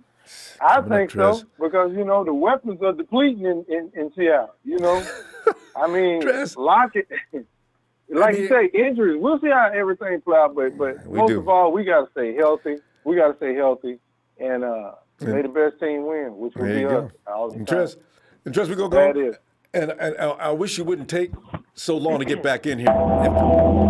It's a TNT night, Ronbo. As you know, of course, as the spotlight comes off Trez and goes to it, down to the Jumbotron, and it looks like it's the other half of the TNT connection. He is Trey from VA. Come on in, Trey. Finally. Yeah. And I do mean finally. Brother Ronbo, it's been a long time, man. How you doing? I've seen you in the chat raising ruckuses. I'm always amused. Trey's going to say what he got to say. And y'all don't know Trey. Oh, yeah. So we try to hold it. Shout out to my TNT brother, Trey. Shout out to you, Brother Ronbo, for always holding us down. But, been a while been around, for a little while. Then I left. I came back, and I do believe that it has been entirely too cute and cuddly around here. Oh, yeah. Mm-hmm. Oh, yeah. And so, Ronbo, I don't like what I'm seeing. I don't like what I'm hearing. No one has addressed it, and so I figured, you know what, now is the time to do it. So without that being said, Ronbo, if you don't mind, because we're going to get straight to the business. We're not going to wait for Monday night? All right. We're not even going to wait. It's a special edition. As TNT is known to do, change the narrative. It's time for another segment of Let Me Holler at You. I'm not really happy about what I've been hearing from the front office this offseason. We're not going to pay George Kittle? Had to trade Defoe over a contract dispute. Raheem Mostert had to threaten a trade. It's a lot of stuff being said in the media, Ron, but we actually had a nice little streak of no leaks. What happened to that? Why is everything playing out in the media nowadays? That's Everything. a good point. We used to keep that quiet. That is true. No one's talking about that, but that's what TNT does, though. We come with the facts. We come with the heat. Just a couple of things. But, with that being said, I need to holler at the front office. Guys, this is the problem, Ron, but did you know that it has been 20 years since we've re-signed a head coach? 20. Oh. You know what that tells me? I hadn't thought about that. That this team, this front office, this regime, the Yorks, Harbaugh only had doesn't one know how to contract. deal. Oh, Harbaugh, he was on. That was They his don't first know how. one and only contract. Nobody has re-signed. Nobody. We're talking about heat. We're talking about facts right now, Ron, but we're not talking about conjecture and opinion. But what it shows me is that they're not used to handling prosperity, right? They don't know what it's like. And so we had a little time where it was zipped and quiet, but now everything. And here's what the problem is. You're jerking around the face of my franchise. You're playing with the name of the best player on our team to the point where even other players, Ron, but we always say you got to take care of your best guys. Why? Because the other players in the locker room got to see that you're going to do right by them, right? You want them to lay it all on the line, risk their life, their health, their families, their well-being, all of that. No one's guaranteed to come off the field the same man that they entered it, And that's why it's so important for these guys to get paid when it's time for them to get paid. Trent Taylor has finally made public what I've been saying that was going to happen. Players are noticing that the front office are being cheap. Why are we being cheap with the best player on our team? They may not. I don't appreciate it. They can't afford him, actually. I think they're trying to save face by just basically saying, George, we just don't have enough money. But, No, what bothers me is this. There are agent leaks, but then there are leaks that favor the team, that saying that George Kittle's being too greedy. He wants $20 million a year. I'm not saying be crazy. I'm not saying be, out there with it. But anywhere between $13 to $15 million, George Kittle needs to get his money, and he needs to get it immediately. Yeah. Because what's going to happen? What's going to happen when it's Fred Warner's time? Are we going to play with his money? What about when it's Nick Bosa's time? Oh. Are we going to play with his money? I think it's a ritual they go through, Trey. Honestly, everybody clowns with people's money when it's big money. And until the last minute. But we never heard anything about DeForest Buckner. Yo, let's not do this. But before we get up out of here, Ronbo, because I know we haven't talked in a while, and I do miss our chats. Hopefully I'll get back on Raw or something. But let me ask you this, though, Ronbo. Let me say this. People need to wake up, because that's what we do. There's a lot of fans in La La Land around here. Wake up. 2020 is it.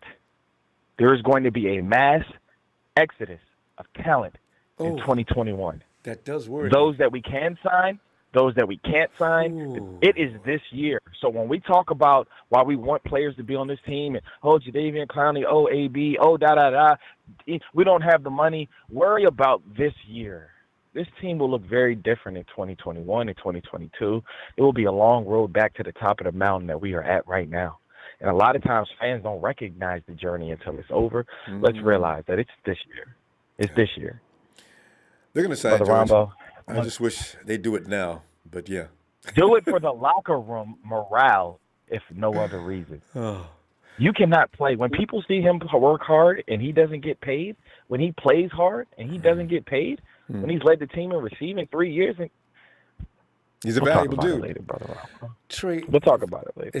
I'm telling you, man, I wish we'd talk about it tomorrow night, all right? Come on back tomorrow. Because I'm delighted with you, partner. Well said, partner. Hey, great time. Hey, that's the call of the night right there, Ronbo. Well got both TNT. All right, guys. Appreciate you, sir. Thank you, man. All right, shout out to Appreciate you. Shout out to our family. I love me some TNT. Love you, Ronbo. Hit that like, everybody. Hit that like. Thanks, hit that like. All right, guys. All right, Ronbo. Have a good one. You too. There it is. It's always a treat to get both of them at the same night. Hey, Christopher Hengler. What's up, man? Let me get that right. Hengeler. What is it? Hengeler. Chris says, peace. Hey, keep Jimmy protected this year and improve our receiving. We will be, that means he must be tough to beat. Tough to beat. What's your take, brother? Go 49ers this season. I've already said it.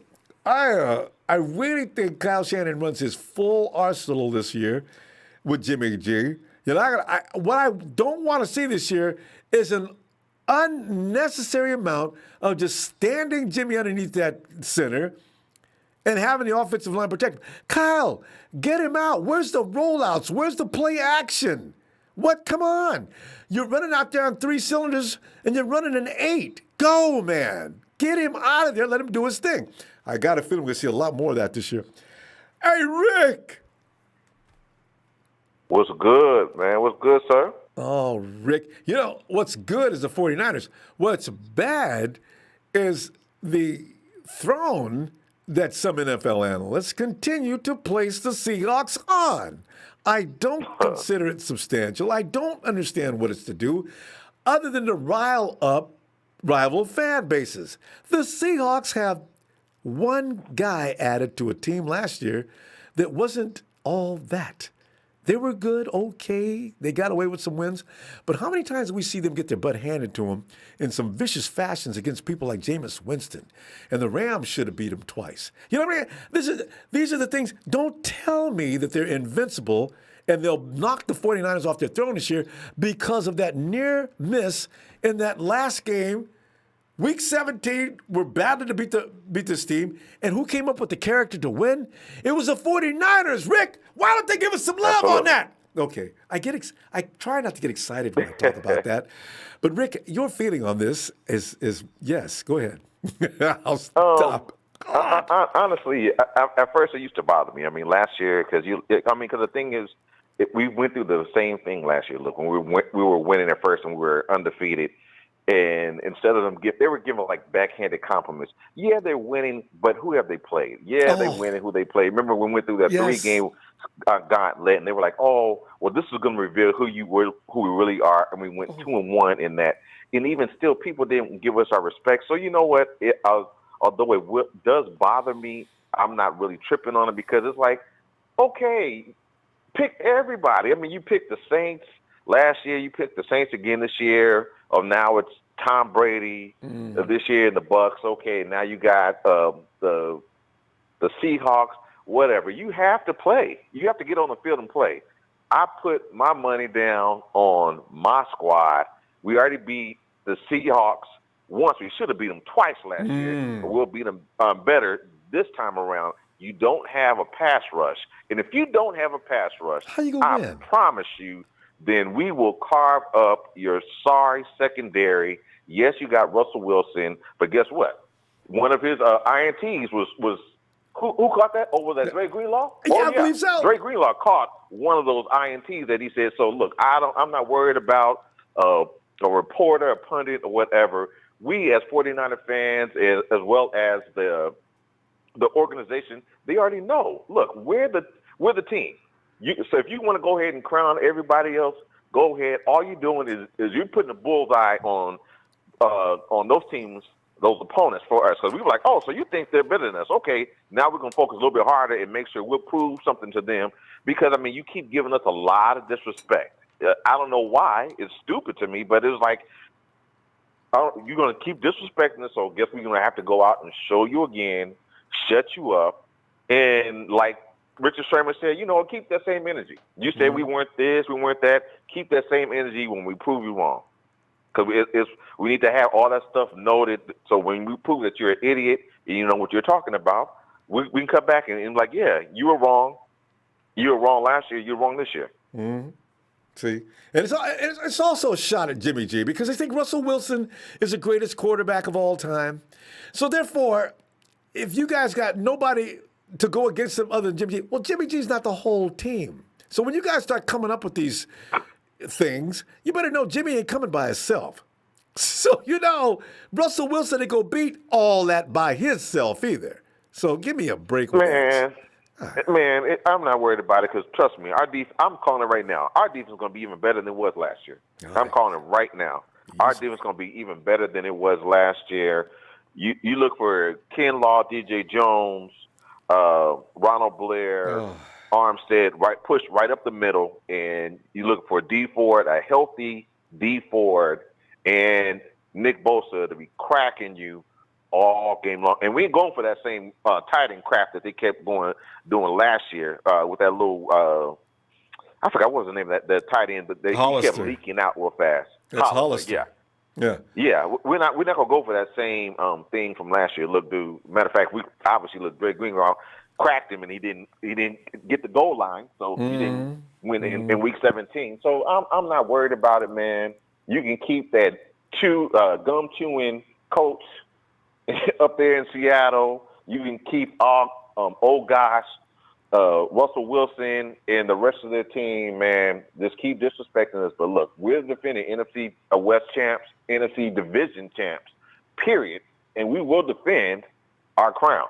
Yeah. We're going right back to the Super Bowl, and we're gonna finish what we should have did last year, and we winning it all. They can keep doubting Jimmy G, but trust me, Jimmy G. If Jimmy G was just that good last year, coming off an injury, first full year, and he had almost 4,000 yards, 27 touchdowns, 13 INTs, and like you said before, they were something that shouldn't have been counted to him because we had a bunch of butterfinger receivers. Imagine what we're going to do this year. We'll be even better, man. Trust me, games, because we're not like the Seahawks where they're winning games by a point or 3 points or whatever. We're beating people or a referee call. Yeah. Yeah. The 12th flag and this flag. This is how they won games. That game should have been that close. That last game we played with that call, I'll never forget as long as I live. Pass, that's interference. Downfield 50 yards. Had nothing to do with what it was on the line of scrimmage. And they threw a flag on that play and gave the sorry so-and-sos a first down. I said, you've got to be kidding.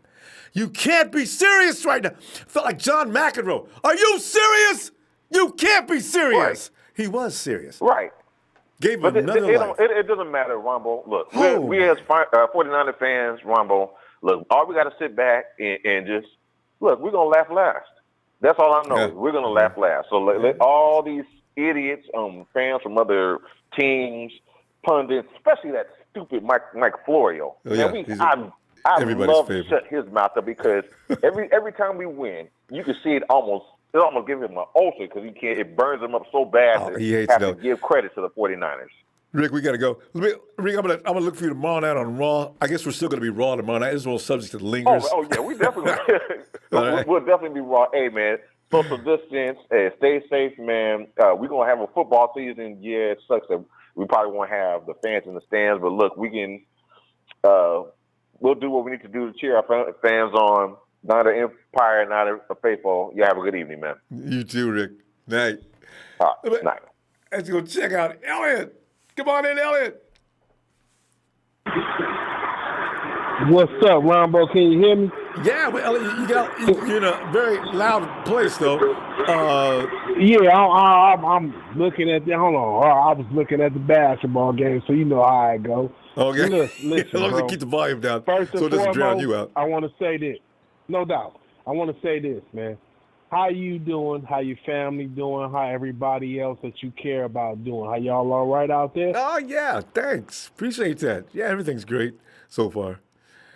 I mean, I'm glad to hear that, man, because you know what? A week ago probably or so, what I wanted to talk to you about, Raheem Mostert and his request trade. He kept saying, gone fishing. I'm like, what the hell? What's really going on? Like, I was really trying to get at you, but I was afraid that something may have happened. And then when you came back on, I was happy to hear that you was on. So that's what I look. As far as today's question, that's a joke to me. See, it's a joke to me. It's a joke to me, bro. It's a joke to me. Listen, y'all, the boys went to a championship 2 times straight, and that's it. And all of a sudden, we asking, are they better or who owns the West? Y'all know, look, they know who owns the West right now. If they can't see that and won't give us our props, this is the part I'm starting to begin to hate. At first, I said, I didn't worry about the things that they were saying about the Niners. I thought it was all Vegas and a media thing, and they was doing what they had to do to make the NFL be what it be, and Vegas get their money and everything like that. But now it's to a point where it's like, are you kidding me? Who the hell do they got me on DK Metcalf? Elliot, that is the problem to us. There it is. If Russell Wilson on that team, and they would have the Seahawks to be ranked below 4th place in the division.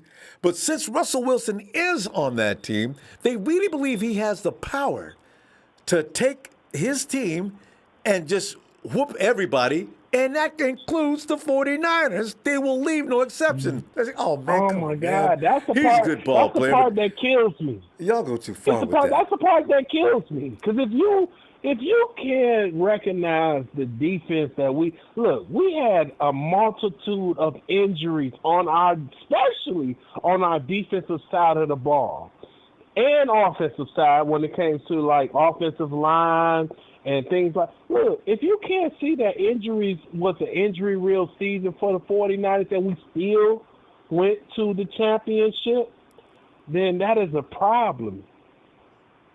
Boy, it is a problem because you're just hating. You know the thing is, what if DJ Jones is playing? What if Ronald Blair? You know what's so funny? Because actually, on every team suffers injuries, but that 49er defensive rush was key to everything they did. And when the rotation got less, guys did get a little tired. But you know what? That's why this year I bet the 49ers know how to fix that too. So, more importantly, what if the 49ers linebacking core had never had to get shifted with Kwan Alexander?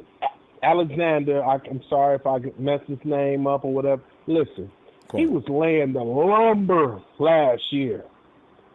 The lumber. Had he not got hurting, and as well as Jaquez Tart had not gotten hurting, had not gotten hurting, there would be nothing about a tight end. The tight ends destroyed us when they got hurt. They destroyed us. Yeah. The running game hurt us. But those two players being healthy, as well as a guy like DJ Jones, who was a run stopper, look, you got nothing. You got nothing. Nobody gets nothing, and we destroy everybody. We literally go 14-2, 15-1, or 16-0 with these players. Injuries killed us last year. Why can't they understand that? Mm-hmm. So stop ranking and rating Russell Wilson by himself because the team has nothing else to offer but that. You know, DK Metcalf and Tyler Lockett are good. That running back Carson is, okay, he's good. But beyond that, man, you guys. F all of them. F no all of them. offensive F all line, of them. no defensive rush. F all of them except, I'm going to say 3 players. Russell Wilson, because Russell Wilson is a problem in our side. No matter what we like to say, and no matter how we want to beat them. Look, until we sweep them, he is a problem in our side. Lockett, was not a problem. It was DK Metcalf that was a problem. Funny. As long as we have K'Wan Williams, Lockett is not going to be a part of the game anyway. Now, we got to go, though, fam. Let me see tomorrow night on Raw. Good to hear from you, too. Okay. Matter of fact, so you on tomorrow? Oh, yeah. Well, you got to Monday Night Raw. Yeah. All right. Oh, yeah. Okay, I'm going to get with you tomorrow, man. Don't worry about no. I ain't worried. Nothing. Ain't nobody worried about no dang on Seahawks. That's just NFL talking. They got to keep the game. They got to keep the game important. Keep things interesting. They can't let us do what we want to do. So you have a good night. Everybody else have a good night, man. That's with us. And love you, boy. Hey, love you back too, fam. All right. All right, dog. Yep. Yeah. So that's what I'm saying. You know, I do not understand. And I wonder how much of a margin they thought. Anyway. Hey, Rob! What's up, Ronbo? How you doing, brother? Oh, Rob, doing all right. How you doing? Hey, man, I can't complain. If I do, I got to explain. I got to remember that so I can use it. Hey, you know what I wanted to ask you, Ronbo? You Go know this ahead. is Robin from New York, Harlem, the one whose brother's a Viking fan like your brother. Oh, yes, because I hadn't heard from you in a while. Yes. Yeah, how you doing, man? Oh, man, Hey, he's... I don't understand. I would like to know, what is it that the media have against the 49ers? Is it because back in the 80s when we was whipping ass that they got jealous of us because Eddie D, Montana, Young, Rice, Bill Walsh, George Seifert and all of them was just running through them like it was nothing. The only team that really gave us problems back then was the New York Giants. That I have to give that much respect because of Bill Belichick was a part of that staff. But my thing also is, the man that Belichick learned from too, right? Yeah. But my thing is, it's like the media got something against the 49ers. When Jim Harbaugh was here, they would talk bad stuff about the 49ers or what Jim Harbaugh did to Alex Smith with Kaepernick and all this. Now we got a good regime that Jed Yorkton hired and try to follow the same footsteps that Eddie D did with Common Policy and Bill Walsh. You look at John Lynch like a Common Policy, and now I can't say Kyle Shanahan is Bill Walsh because Bill Walsh never lost a Super Bowl. I'm still a little pissed off with Kyle Shanahan now. But my thing is, hopefully, God willing, he will fix He'll that make as that years right. to come and starting this year. When we start playing this year, hope we can get that 6th Super Bowl. But what I'm saying is, it's like the media got something against us. And then it's like they give Jimmy Garoppolo no love, none whatsoever. And I'm just tired of hearing bad stuff about him. Let the guy play. He played his first full season as a starter last year and was 10 minutes away from, I'm not even 10 minutes, 7 minutes away for hosting up a Super Bowl as a starting quarterback in his first season. All he's going to do is get better. And I'm just tired of the media, I'm just tired of media dogging us and then dogging Jimmy Garoppolo. And not cutting you off, Ronbo, Seattle, okay. They was good with the Legion of Boom. They won 1 Super Bowl out of 2, which they should have won a second one. You know what I'm saying? But you blame Pete Carroll for that because they didn't want Marshawn Lynch to be the MVP. They really wanted Russell Wilson to be the MVP of that Super Bowl. But come on, man. Let me see them win 4 or 5 Super Bowls. They're talking about them in the way they talking about them. Man, I'm just tired of hearing this. I just hope the 49ers be hungry enough and get that 6th Super Bowl next year. Because I'm tired of hearing this media stuff, man. Because, see, what people don't understand about Jimmy Garoppolo, just like you just mentioned, they take shots at him as if he's been in the league for years. He has been in the league for years, but he's been on the bench for years behind what some people think is the greatest quarterback of all time. You can't play like that and learn by just sitting back watching Tom Brady. You need to get out there and do it yourself. No. So now, yeah, you're going to see a little more vintage in Jimmy G this year. And now, all those critics, they're saying the things they're saying. They're going to suddenly say, well, I guess you give this kid a little time to grow and he might not be bad. Idiots. That's what we're trying to tell you. He's still a rookie for all intents and purposes when it comes to football, and he still almost passed for 4,000 yards, and he still almost pulled off a Super Bowl. So give me a break with this stew. I mean, he did something that my favorite player didn't do his first full season, which is Joe Montana. Okay, Montana's first full season was nothing compared to what Jimmy Garoppolo did his first full season. So I'm like, come on, man. There's more names. Cut this dude some slack, man. There's more names. Tom Brady didn't either. Neither did Aaron Rodgers. Drew Brees got traded. He was so bad. Exactly. So don't tell me a first-year quarterback. So don't tell me a first-year quarterback. Tampa. He was Steve Young was terrible in Tampa Bay. Terrible. It took him to come to us to make him be the Hall of Famer that he is today. So I'm like, yo, let me tell you something. If social media wasn't like it was today. Say it was back then when the 80s was coming up, we wouldn't be hearing all of this mess about Jimmy, man. God. I think it's social media that's doing all this, along with the media, man. They just got it in for this guy. I just hope Jimmy get better next year. I mean, get to the point where they have no choice but to get that man his spot, especially Stephen A. Smith. Oh my God! Don't get me started on him. I'm here. I'm here in New York. If I see him, I'm gonna slap him in his forehead. That big ass forehead he got. Leave a big handprint up there. Hold on. He need to let that hairline go and just go bald, because I don't know why he holding on to it. But I'm just saying. I'm just tired of these guys talking about Jimmy Garoppolo. Well, Rob, but I ain't gonna hold you, Ronbo. I just had to. No, good stuff. I appreciate give you it. a shout out, brother. You haven't heard from you in a I while. had to give you a shout out. Yeah, man. Appreciate just, it, this pandemic, and then the furlough, and then I lost a couple of workers from my job and stuff from this pandemic. So it's like sorry to hear that. just trying to deal with a lot of things at my job and stuff. So other than that, life is good, brother. There you go. Yes, sir. Yes, sir. But right. it's good talking to you, Ronbo. Hopefully, Thanks, Rob. I'll be talking to you soon. I might give you a call tomorrow and I'll be probably looking get my whack brother, who a Viking fan like your brother, on the phone with me. Get him on there. We enjoyed him last time. All right, Rob. Yeah. Have a good night, fam. You have a good one, Ronbo. Later. Thanks, Rob. Later. Oh, God. Hey, Jamal. What's going on, Ronbo? How you doing, man? Ah, Jamal, doing awesome. How you doing? I'm blessed and highly favored, man. Glad to hear that news. Always good to hear that. Amen. Oh, man.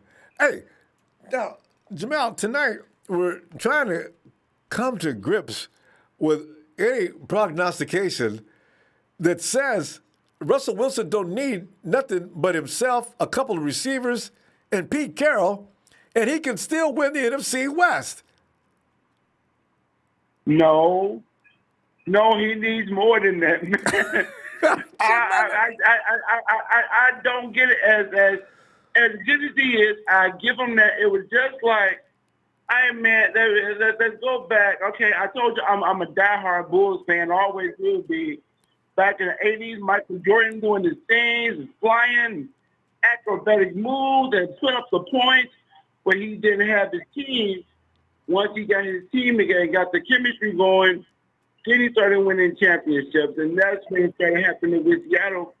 That's not going to happen with them. I don't know why, and they're not giving us our props. I don't know. I think media just keeping up mess, keeping up drama. It's like a soap opera. Mm-hmm. Yep. Jamal, that's all they're doing. Just keeping up drama.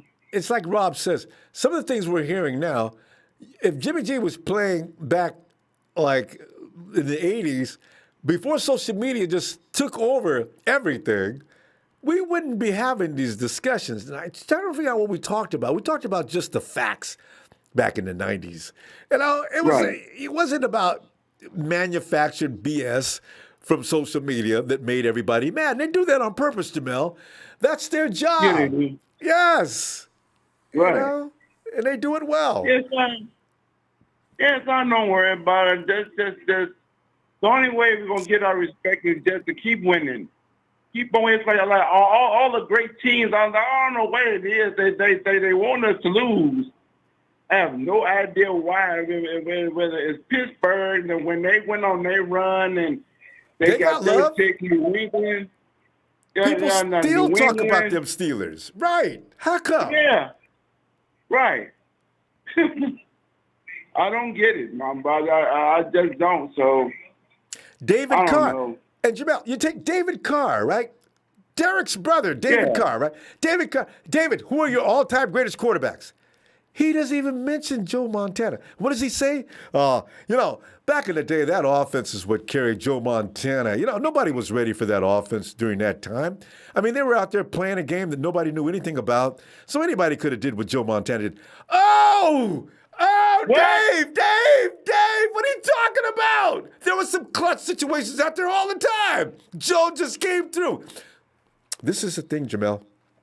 And a lot of people say 49er fans are paranoid. There were a bunch of paranoid dudes that can't take any criticism. We're overly sensitive. We blow things out of proportion. This is not blowing things out of proportion. People are saying things that make no sense. And it's just nasty, evil hate. So, this is why I get mad. God. Yeah, just like you said, man, bump them. Just forget them. Just keep doing what we're doing. Stay faithful to our guys and forget it, man. Just keep doing what we do. That's all. Because Russell Wilson ain't. And somebody mentioned it in the chat. Russell Wilson needs a run game for him to do his best work. His best years were behind beast mode. That's what it was. Marshawn Lynch carried him and didn't get enough credit. The defense of the Seattle Seahawks also carried him. Now, there's a similar situation going on with Jimmy Garoppolo right now.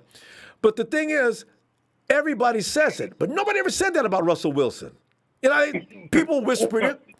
But Wilson's not going anywhere without a run game. And his big bad running back hurt his knee last year. So who's going to run for him this year? Russell Wilson is dead meat this year. I can make that call right now. Watch. I can't wait. Yep.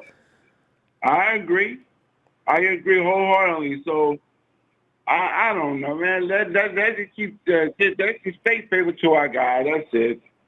And we keep winning. We just keep on winning. So. I don't care. Bump them. It'll take another 2 years. If the 49ers win next year, I think maybe, if we're lucky, Jamel, writers will not come up. Well, the 49ers had their moment under the sun, and the Seahawks and Russell Wilson will come back to reclaim the West.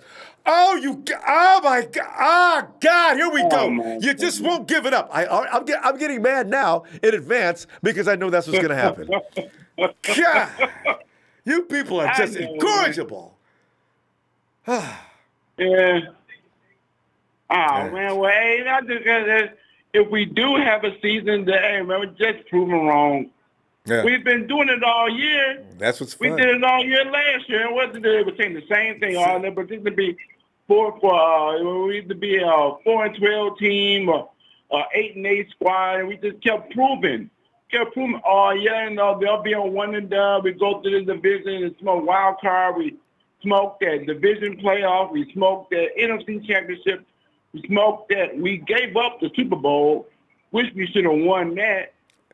So that's the last couple minutes. Keep proving the haters wrong. That's all. So you're going to say Mike Flurry and all you guys, Bleacher Report, bump on them. A lot of people hate greatness.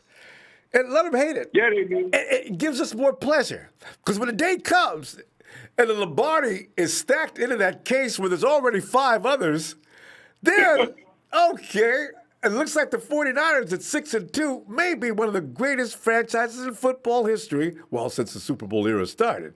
Now, talk about that, fellas. And then give me some more of that Russell Wilson talk. His little butt is still sitting at 1. That's it. Right, yeah, 1 title. Yeah, all the greats have won multiple titles. Who was your Terry Bradshaw, your Joe Montana, your Tom Brady? Yeah. He's not in that world. He's good. He's a regular season quarterback, and that's where they're going to be from now on. Jamel, we got to pull up. Let me see you tomorrow if you get a chance. Okay, great to hear from you because we don't hear from you enough. All right. Always. Yeah, I'm gonna go ahead. And now I'm also gonna keep emailing you my blogs, my writing blogs and everything. So I hope you enjoy them. So, all right. Yep. Faithful, stay faithful.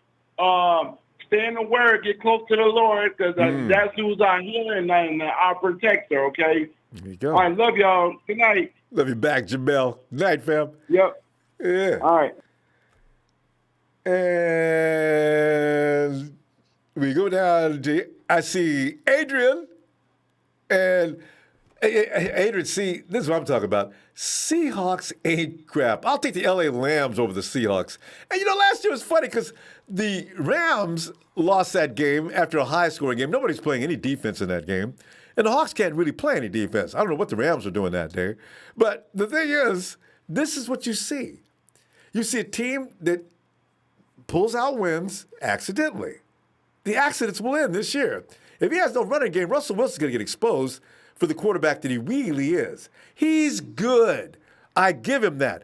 But come on, man, he ain't omnipotent. They put him way up above where he should be. He's okay. But he's not going anywhere beyond the regular season. Well, they may get into the first round of the playoffs, maybe. But they're coming out after that. overrated him. Everything he does now is royal. Give me a break. Hey, John V, come on in here and shed some light on this. God, My man, Ronbo. I can't calm down over this matter. This goes back years. It permeates from 2013, and when we used to hate Richard Sherman, and it's never gotten really any better. And even when they said we were going to sign Richard Sherman, I had my reservations about that. And it took me a while for people to make me understand that, yeah, it's probably a good idea. And now that I got him, I love him. But Jesus Christ, I'm still pissed from that. Oh, my God, Ronbo. I mean, he's made such a difference in our team. I mean, we praise Kyle as much as we do, Ronbo, but my God, we have never really appreciated. I couldn't stand Richard Sherman before he was a Niner, man. And now that he's a Niner, he's changed that secondary. He's literally been a coach among players that's just literally helped these guys grow. He moved along Emmanuel Mosley years in one season. I mean that. Like, I thoroughly believe that. I agree. I thoroughly believe that he's advanced.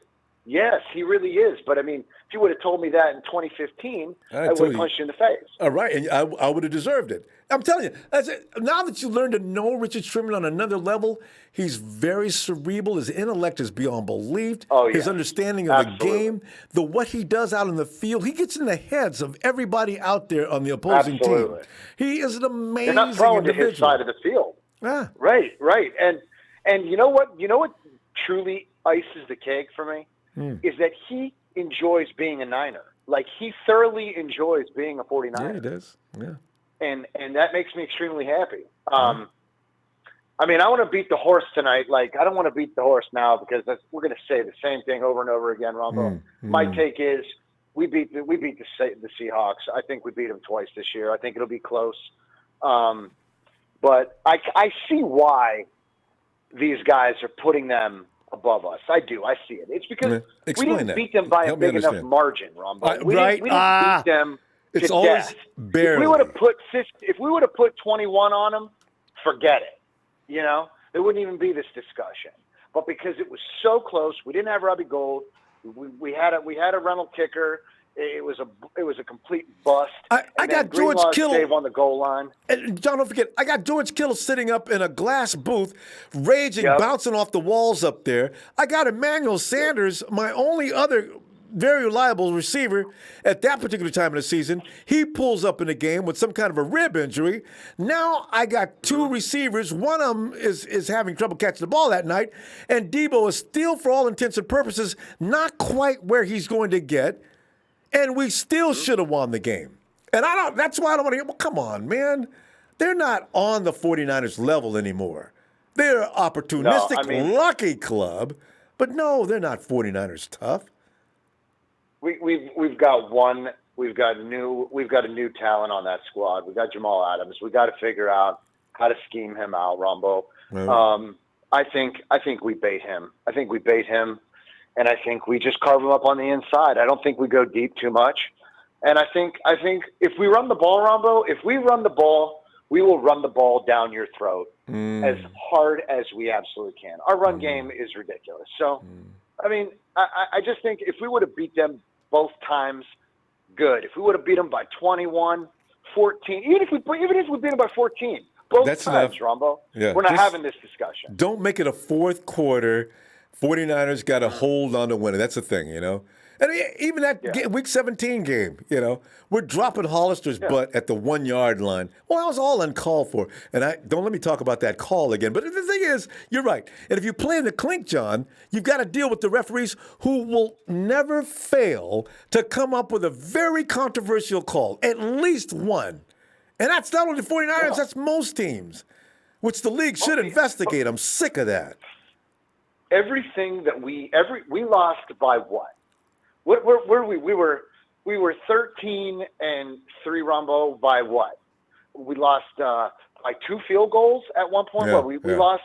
We were down 9 points? Yeah, nobody. What was it? It was something stupid. Nobody beat us into the ground, and then we always gave Russ that 60-yard drive or that 40-yard drive, and he did it on his feet, and it pisses me off because we couldn't stop him. You know, it just pisses me off when he starts running through our right up the middle, Ronbo. They spread us wide, and he literally runs right through. It pisses me off. And you see it So forming this year, as you're watching that play. You do. You know he's going to shoot up the gap. It's like it was set up. It's amazing. It is amazing because you can't take nothing from them over there. As much as I can't stand them, you can't take a damn thing away from them. They're a good squad, even depleted. We were depleted. We were awesome. They're depleted, and they still contend. So you can't take a damn thing away from them. But this year, I don't want to see these cardiac games. I don't want to be freaking out on the very last drive of the game. Like, I want a comfortable lead, Ronbo, and I want to sit back and enjoy it. I want to sit back and enjoy it. I used to dread that game. That second time that we're going to play them, Ronbo, towards the end of the season, especially when it's a big game, I'm sitting here dreading the damn thing. I'm like, oh my God, are we going to take over this game? And then the next thing you know, it's Dre Greenlaw, Again. on the damn goal line, and it's just, And even when the game was over, Ronbo, I don't know if you remember it, but it was such a controversial pause. It was like the refs were looking for any goddamn thing that they could to say that play was wrong. They scored. Do you remember that? There was a hesitation. I kept looking at my girl. Like, did we win? Did we win? I'm they freaking tried out, to because J-Dub ran that ball all the way back down the field. You know what I was really amused by though? Pete Carroll, that brain fart that they had with that timeout. That was glorious. Yep. I said, finally, my God, retribution. Ronbo. I haven't seen him drop the ball since the 5-yard line when they lost the Super Bowl against the Patriots. I honestly, I don't think I've seen him with that stupid look on his face since that game. So all, Carroll Ronbo, can actually be held responsible for some of their worst defeats. Absolutely. Oh, absolutely. No doubt about it, Ronbo. I mean, that brain fart really cost them. I thoroughly believe it. So, if we can get in your head, if we can do anything we can, Ronbo, this time around, this year, I want to beat them comfortably. Yeah. I don't want it to even be a discussion. I hope we play them. I hope we play them early in the year. So this way, when Hawks fans talk about the weak-kneed sisters that they have missing, which doesn't compare to the guys we had out, I want to be able to say, okay, go home and know your role and shut your mouth. You guys are secondary to the 49ers. You will be secondary for years, as Russell Wilson's got about 2 more productive years. And after that, you return to being the 50 years know-nothing Seahawks again. John. I mean, Ronbo, honest to God, it has to be that way. Well, I refuse to accept anything different. Tell you what. So, John, we've had too much fun here. We ran out of time. Let me see the ball, fam.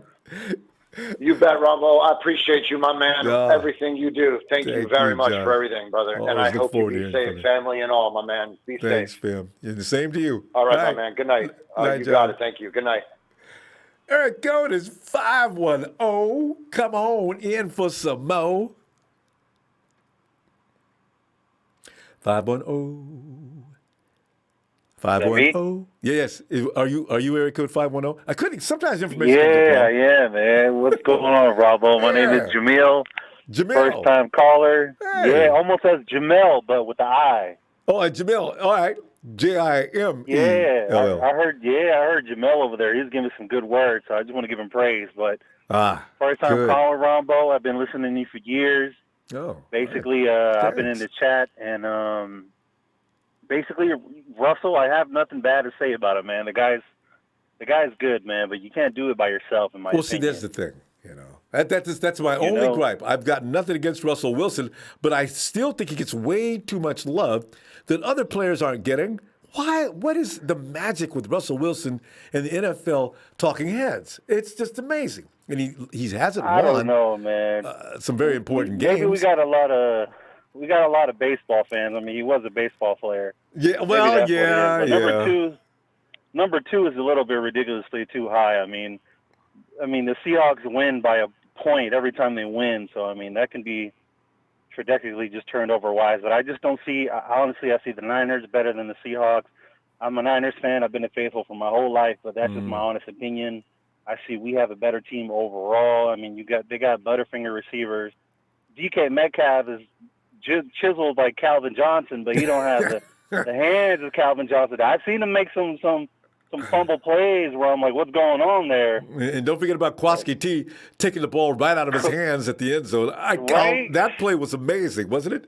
That was crazy. Come on, man. He's on his butt. So honestly, you could pick up Jamal Adams. You could pick up Jamal Adams all you want. He's going to cover Kittle, but what you don't realize is the rest of the 10 weapons that we have in hand. Like, I don't think Kyle Shanahan has ever had two receivers that are 6'3", 6'4". I think, like, the fact that Jalen Hurd is 6'3", and we got my man from Tennessee. If he can, I think Hurd's 6'4".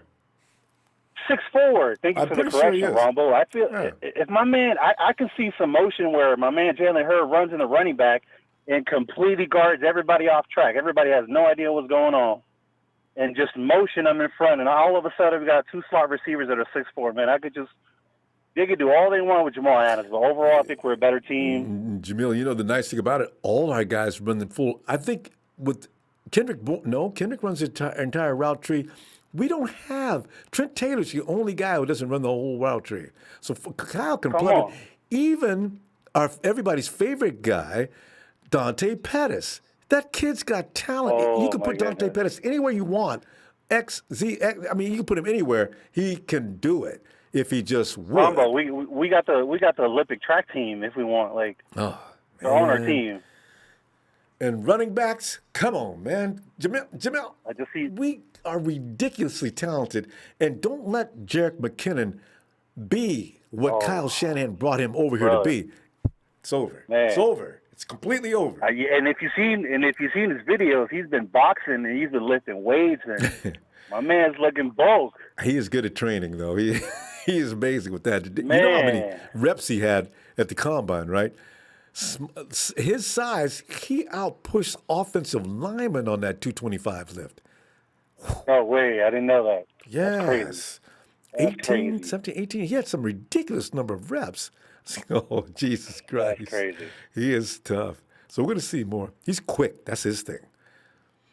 Man, I just appreciate you, Ronbo, for what you do, man. You keep doing what you're doing. Eventually, you're going to become a legend in this game for the Niners faithful. Well, and I just want to say thank you, everybody in this chat. Thank you for all the haters, too, that come by. That means we're doing something good. Keep trolling us. We love it. Don't you love them, Jamil? That means we making noise. You know, it wouldn't be any fun without him in there. I mean, the arguments, I look over there, I have to stop. I almost want to laugh too hard and long, but you guys do such a good job on them. I just sort of let you handle it. Man, we got it for you, Ronbo. We're the Rottweilers, the pit bulls for you. But like, I just want to end it with saying the only team that's going to beat us is called the Corona, and they're not even in the league. Yes, that's the only way we're losing, going down. So that is the truth. Jamil, so great to meet you, man. You have a great night. Likewise, Ronbo. Thanks, I'll hear from you soon, huh? All right, looking forward to tomorrow night if you get a chance. All right, night. Absolutely, man. You got it, brother.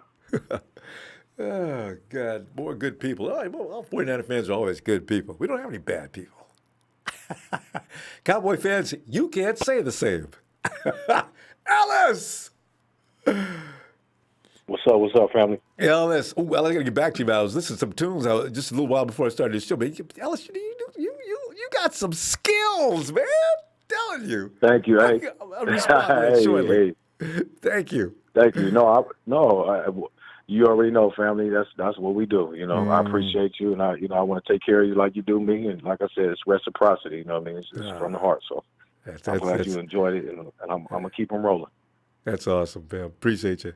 Well, Ellis, tonight, as I have been upset upon reading the words that I read from Bleacher Report, I always hate disrespect because when you have an emotional attachment to something like we do. You get mad. You be walking down, back in the day in high school. Hey, Ronbo, man, your girlfriend, man, she can lose a little weight. What? You immediately, there's certain things that'll push your buttons, right? Pow. Yeah. Next thing you know. Then you see the Batman, pow. You see all the pows noise. It's amazing your emotional attachments to things. You even if you want to stay cool, you can't. You know, and so I'm reading this thing about Bleacher Report said the 49ers will lose to the Seahawks this year. And the Seahawks should regain the control of the NFC West. What are you talking about? So, you know, I said, I got to come and ask folks about this. Is it me, or what do you think, Ellis? Is that BS or what? I mean, we've been doing this back and forth, this tug of war with the Seahawks, you know, for quite some time. And they've been on the upside of things for, you know, the last few seasons up until just, you know, our last 2 seasons. We've been getting closer and closer. And then as of last year, we had set the record straight and moving forward. So this is nothing but just regurgitation of the same old bull. They want to continue to count us out, and anybody who comes into close. And I guess that's kind of a downside to not beating the hell out of these teams, so that there is no conversation like this going on. True. When we got these games coming down to the wire, to the clock, and we're giving them, you know, all these opportunities and making these teams look better than they are, i.e., in this case, the Seahawks specifically, we're allowing them to stay in the game too much, and we're not. We need to beat the piss out of them. I know. Now, if had we won both those games at least by 10 or more points, you know, they might have said, well, the Seahawks would have to come from the, you know, but they would not be talking like this had we beat them clearly without really having, you know, any potential for them to even show a sign of being able to beat us in any capacity. So it's kind of a little bit on us, and, you know, we seem to run through other teams, and then Seattle is can be like the Achilles heel. They keep it too close. Pete's a really good coach.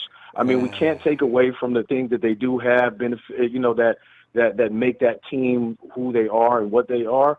But I can't stand them. And like my man was saying earlier, I just started liking Richard Sherman until I didn't even get used to him until, you know, week 4 or 5 of last year. I'm gonna be honest.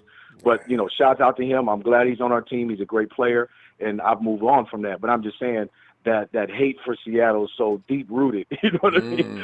So you know, it's the, you know, it's the grudge match that, you know, we're basically going up against. In the statistics, they want to try to make it seem like they have potential. And I mean, we're getting Jamal Adams. You know, it gave them a better opportunity to be a greater team in the secondary, you know, and defensively and what have you. But shit, they don't got Jadeveon Clowney. They don't have, you know, a couple of key guys and players that they're going to need to actually really be able to, you know, have some competition. If you lose Jadeveon and you gain, you know, that young guy. They still got Ziggy. If you gain but him, Ziggy can't stay healthy for Ziggy 2 Ansah. days. Yeah. Well, that's what I'm saying. Yeah, but Ziggy's still a good player though too. So yeah, He's great if he's out there. We'll give him. Yeah, exactly. So, you know, but this is the same old. You know what I mean? I'm pissed, and I didn't like that too much. But Bleacher Report, I mean, who the hell are they anyway? You know what I mean? They're a voice that you can see. If they would just become invisible, I just don't really. I said, what are y'all talking about? And like you said about beat the Hawks to death, if we would won both games by a hair, we won that first game by a field goal and won the game the second game, they'd still be talking. 49ers with all that power and all that juice. Russell Wilson still took it to him, and we came that close to beating them. See, that's what we have to listen to. Like you're saying, though, next year, beat that butt and beat it thoroughly. Don't, you know, let's get this straight right now. Don't give them no window. Yeah, don't give them any window or opportunity to stay in the game. Let's beat them clearly. Let's get them out of here, dust them off, and, you know, we won't be having this conversation, you know, come the end of, you know, next season, you know, when they probably more than likely won't even make it to the damn playoffs. But, you know, we'll be smooth sailing. So, you know, it's not really. I'm not surprised because we're always going to be on the. I mean, look at last year, all the way through the entire damn season, with, you know, even an undefeated record, they were still questioning us all the way up to week 10, 11. Like they were, I don't know if this is. I mean, it's that negative, you know, just whole view and aspect. You know what I mean? We got a target on our back, so we just got to come back and put everybody's foot in their mouth and set the record straight once again.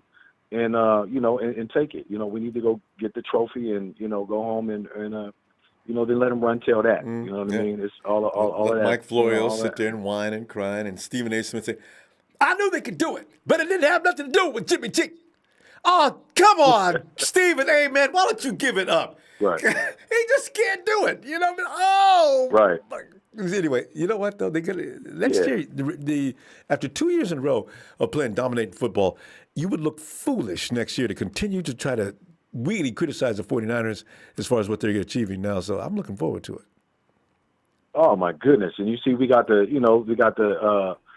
guys getting ready, getting their photo shoots on, and guys are getting excited, and I mean, it starts now. I just can't wait to see what we do in week one and how we're just able to and I mean, did you see the Patriots? They're like up to like 8 or 9 players that have opted out now. I mean, because it's just not that fun. I mean, are they going to have a squad? Shit, they're going to be looking like the little Giants in a minute. It's gonna be Cam and Bill Belichick on the sideline pretty soon. Shit, they're gonna play 2 on 11. Ellis, we gotta go, fam. But, I tell you, man, it's always good stuff when you call in. I'll be back tomorrow. Monday Night Raw. Yes, indeed. Shout out to you. Thank you, Ronbo, again, family, always for everything that you do. Your platform, We're the only ones, man, that got this show. So, we got other teams on it. It should make you feel even more great about your platform because we have all these other teams that are in our chats and our comments following our damn teams. Y'all might as well just go ahead and convert to be Niners fans. Anyway, shout out to you, Ronbo. Hit that like, hit the subscribe, man. Thank you again, family, and I'll talk to you tomorrow. Sure will. Night, Ellis. Appreciate your fam. Much respect. Peace. All right. Yeah, in fact, the salute goes to 49 all our 49er family in the chat because they are the ones that entertain the trespassers, the rival fans, the outsiders. Because it makes their day to come in. And Texas boy, I haven't seen him in a long time. What did you guys do to him?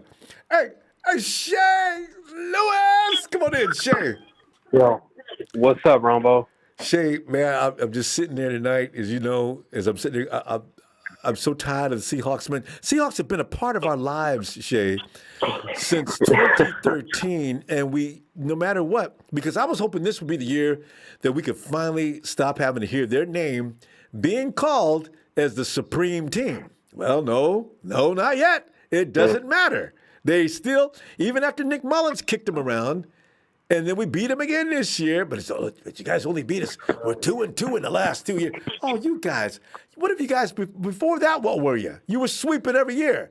It's not the same. Have you noticed? No, they haven't noticed. We still own y'all. You don't own, okay. Shay, let me stop. Your feeling on this current situation coming out of Bleacher Report. Ronbo, to be honest, it's just, that's what they get paid to do, Ronbo. They get paid to, write these stories, tell these tales. I think I got one fan, probably, I think in the midst of our run, I think we were 10-1 at some point. He was saying something like that the 49er fans, a lot of them, they write a lot of these skeptical stories about 49ers and them not being good enough or them, being false pretenders. Yeah. And they're saying and the reason why they do it is because they get a lot of views off it because a lot of 49er fans tune in and see what, ESPN, all these news outlets have to say about their teams. So I do feel like it's for ratings and, they're just trying to get clickbait. But again, Ronbo, everything is recency bias. Everybody in the NFL knows that the QB is the most important position, and if you have, a top 5 talent, which Russell Wilson is a top 5 talented QB in the NFL, they'll always have a chance. And then, just acquiring of Jamal Adams, I guarantee you that put a little, it's recency bias. They acquired Jamal Adams. That's all they need. Went from, 20, right, went from 26. I think their passer rating was ranked 26, in the league, and now it might jump up to 15. But at the end of the day, Ronbo, that's kind of been all 49ers narrative, man. It's always been, you guys still have to prove it. We went 8-0, we were still being called pretenders, right? Then we went through the gauntlet of beating the Saints and the Packers, and the Ravens when they were like, oh, that's 3 straight losses you guys are going to take. We ended up going 2-1 with Jimmy Garoppolo, putting the team on his back in the Saints game with George Kittle carrying the Saints on his back that game. So all these things like, Ronbo, like all these, that's kind of just how the 49ers is. And it's just like, it sucks because it's like, dude, when are you guys going to give us our credit? And it still seems like, after being Super Bowl contenders, going to the Super Bowl, being the best team in the NFC, because last time I checked, we dogged the Vikings. The Vikings beat the Saints. We dogged the Vikings. Kirk Cousins didn't even know where the hell he was at. He was getting sacked so many times. Everybody on that defensive line got at least one sack that game. Then what happens? Raheem Mostert breaks the record for most rushing yards in an NFC Championship game, has 226 yards by one person, not the team, not, a combination of him, Debo running the ball a little bit, Matt Breida, Tevin Coleman. No, just him by himself. Playoff record. Just demolishing the Packers. And then we go to the Super Bowl and we're 6 minutes away from, winning and holding the Lombardi. Like, to me, these things are just like, it's like, we've proven it to everybody that we are one of the best teams in the, if anything, we are the cream of the crop. And like, I know Chris Sims, sometimes he's not too fair weather. I understand he can't be biased because Kyle Shanahan is his best friend. He has to give like a journalistic point of view and has to be neutral to all other 32 teams.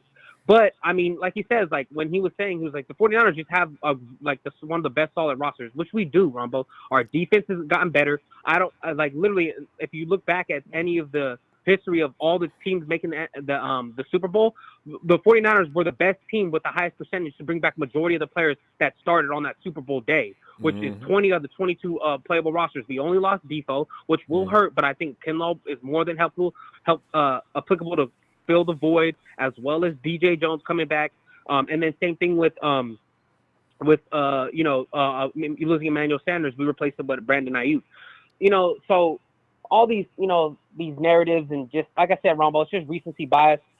I mean, I do think the Seattle Seahawks, what they did was, which was smart. They don't pick good first-round picks.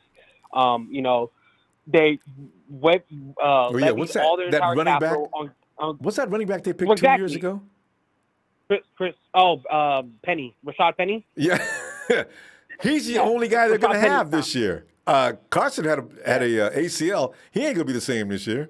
Yeah, he ain't going to be the same either. And that's what I'm saying, Ronbo. And like you said with the other caller earlier, or just this last call with Ellis, to be honest, Ronbo, if you look at the stats and the records, Russell Wilson hasn't done anything without LOB, and he hasn't done anything good without that run game. Yes. He needs that run game to establish the play action and to allow him to go ahead and do the bootlegs and the mobility to extend plays out of the pocket. He needs that play action. If nobody's biting on that play action, nobody's biting on the run, they're just coming straight out. I mean, he's going to have a horrible day. He's going to get blitzed. He's going to get screamed at all He does game. all he does on broken plays, Shay, because the coverage downfield that we have is not going to allow him to just start throwing the ball to people like he likes to do. K'Wan Williams takes Tyler Lockett out of the game immediately. So he's got two guys out there. He's got Hollister and he's got Metcalf. Well, what? And now you got, oh, come on, man. He's good. Well, he's no magician. But Metcalf, exactly. And I just don't think, like, again, Ronbo, we looked at, a lot of these Seattle fans were like, oh, well, you can't look at DPF, which is, point differential. You can't look at that. But look what happened. They went to the Packers and they got smoked. Like, I mean, they didn't get really fully smoked, but it wasn't a competitive game as you thought it was, because when we played the Packers, we ended up destroying them. So, like I'm saying, like, even if you base it, all these reporters are just like, oh, well, they have QB Russell Wilson, but it's like, yeah, but we have the better team. We have the better defensive line. We got better linebackers. We got better cornerbacks. I mean, hell, what's that kid? I forgot the kid that they got from the Redskins that ended up robbing somebody. He's not going to play this year, so they wasted a pick on him. Yeah, I forgot his name. I'm so bad. Like, I got to remember this guy. Right. But anyways, he's not even going to play this year. He's going to go to jail probably. I know what I'm saying. He's not playing. And who exactly. What a PR nightmare. I'm going to let this kid play after. He's got an armed robber out there playing cornerback. What? No. You're done. No. Pete Carroll's not going back in the league anyway. That's what I'm saying. Him and the other guy might have to serve jail time before they come back. Like, I mean, this is serious stuff. And you know what I'm saying? Like, so now what? I mean, and they have the Griffin kid. I'm sorry, man, but he's an overrated cornerback, man. He's not good. Debo literally broke his ankles. I mean, we all remember the replay. Left him like he wasn't even in the camera. He was laying on the out of bounds, looking like what happened. Exactly. Get like, your ass up, man. You're exactly, embarrassing Ronbo. yourself. So, like I said, exactly, Ronbo. Again, it's just all that quarterback, that fantasy. But Niners are a better team. We're going to prove it again this year. We you know what I'm saying? Kyle Shanahan is a magician. He's going to do what he does. Kyle Shanahan is a better head coach. I hate to tell you that. He's just a genius. I mean, I don't know what it is, but the guy knows how to break down defenses to a T. So Shay, we got to stop. But Shay, I'll tell you what, Monday Night Raw, man. Let's continue. Ain't no telling what's going to happen. I hope Camp has something to report tomorrow. Can't wait. All right. Right. All right, fam. All right, Ronbo. Take it easy. God bless. See you guys You tomorrow, too. guys. Shout out to my TNT brothers. Take it easy. Thanks, Ronbo. Shay. All right. Night. Yeah, I tell you, man. Boy. Hey, Tony.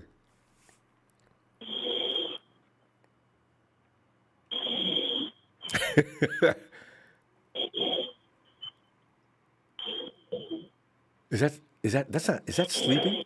I can't really tell. First, I thought he was taking a blast off of a water pipe. I think that person is asleep, but it's just coming through his microphone weird. All right, let's go to, there he is, the Iron Sheik.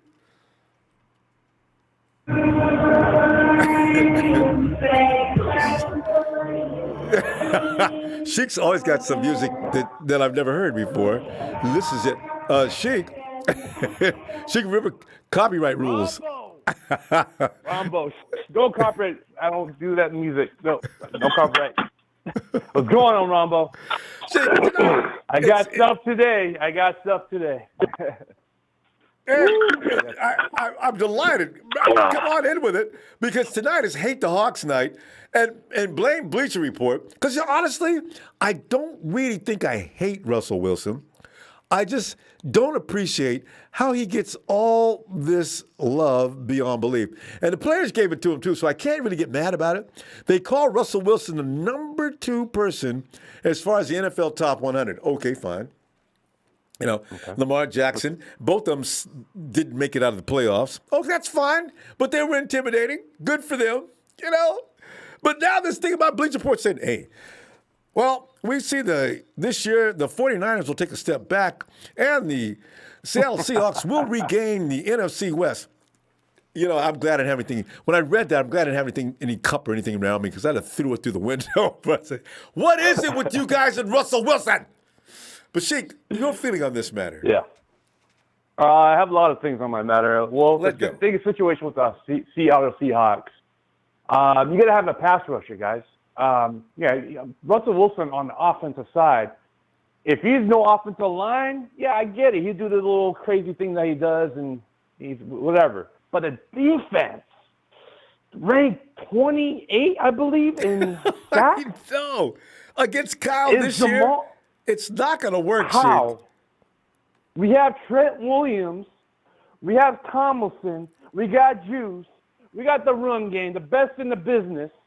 Like, come on, like literally. And you don't have no Clowney, you don't have Ansah, he's injury prone. You have Jamal Adams. You think he's going to come in the whole time? It's not going to work out. Seattle Seahawks fans, stop being delusional in this freaking team. Yes, you have Russell Wilson, but when he gets hurt, you're screwed. You're screwed. You're going to be a top 5 team in the NFL draft. That's fact. Ooh, now that's nasty. I like that. Yeah. They don't have a first-round pick either. The Jets are going to be jumping. Oh! Oh! Yeah. Oh! That's why they screwed you. And the thing is, Ronbo, the cap is rising, this and that, but in a couple of years, Jamal Adams is going to ask for close to $20 million. Because that cap is going to rise, regardless of what he says. Because he's a diva. And if they haven't heard, even the funny thing is, Ronbo, about the Seahawks fans, I've seen on different pages. They say, oh, look at what the Rams did. They're foolish. They got to give up too much. Now they're saying currently, right now, and still is, oh, well, we're kind of win, and we don't draft well anyways in the first. We'll just draft. Fire your GM then, you idiot. What are you doing? That's 2 Seahawks. Come on, man. And let me just say this. I'm not a big fan of Grant Cohn, Ronbo. He spews lies about this team. Lies. I don't know if he's trying to leave or go somewhere else.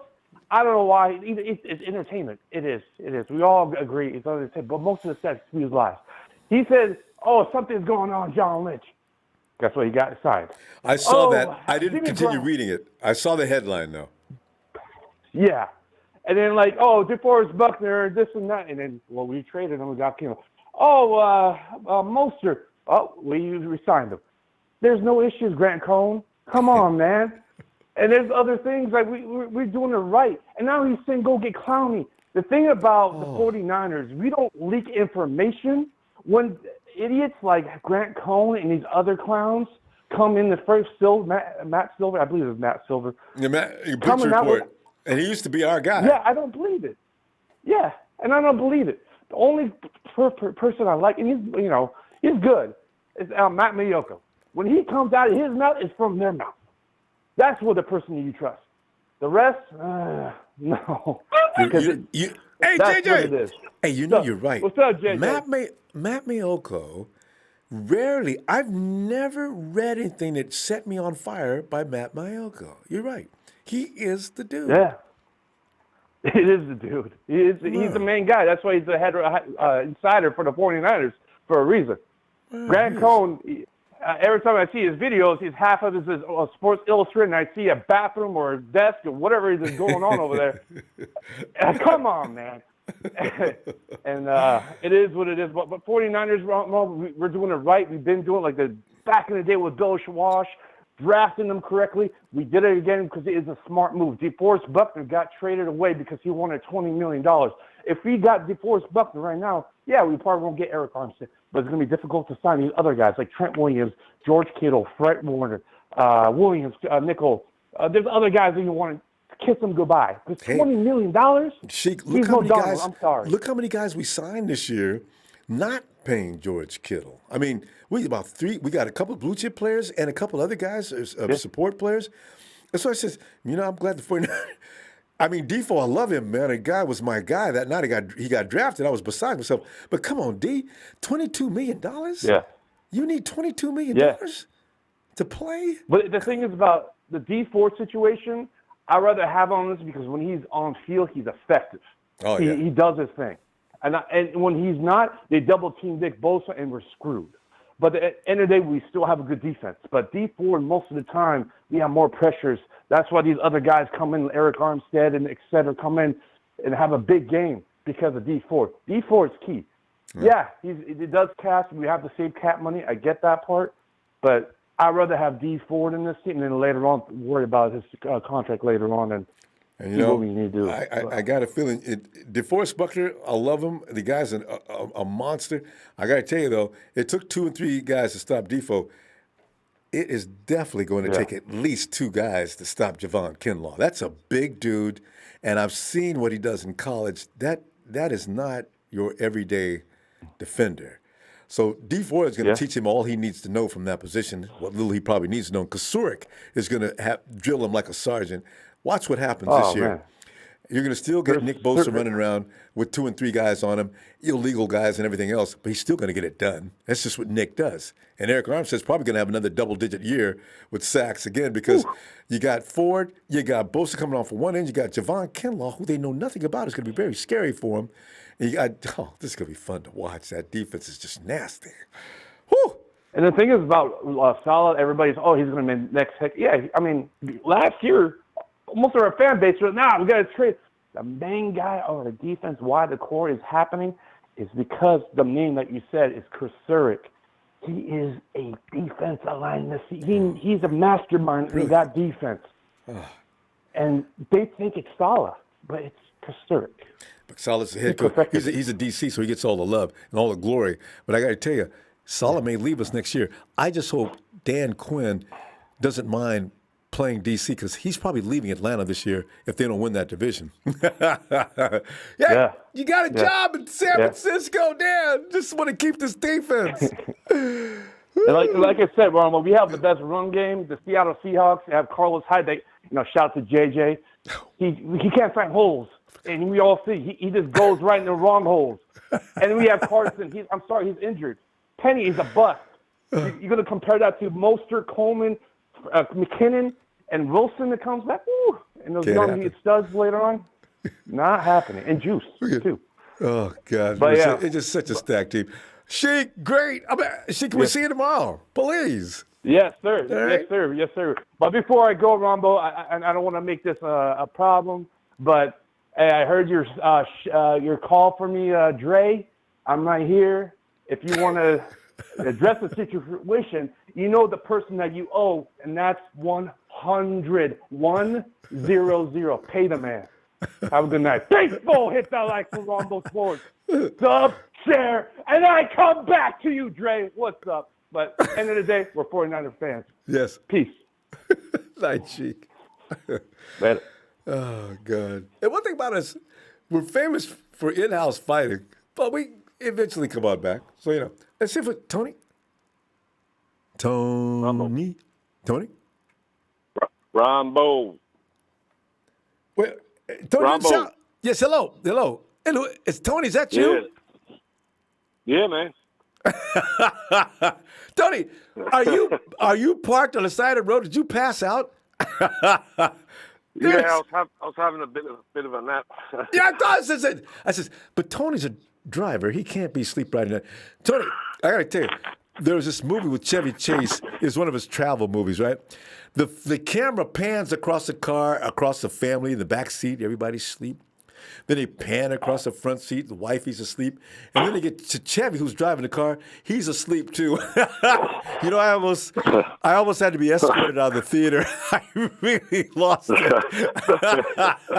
He crashes going downhill through these cabins and into the... I mean, it was hilarious. So I thought about you when I... He wasn't asleep when he was looking at Christy Brinkley, though, was he? Yeah, well, I guess, you saw that movie.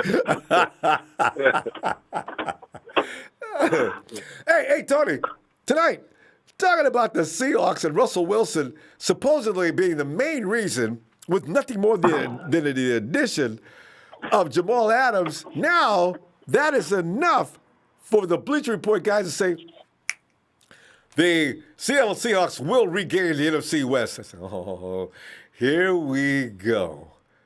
God. Well, that story there alone is enough to make you fall asleep, isn't it, Ronbo? Isn't it, though? I mean, God, until you get mad. God, come on, guys. Stop with this. I couldn't believe he said that. I like it.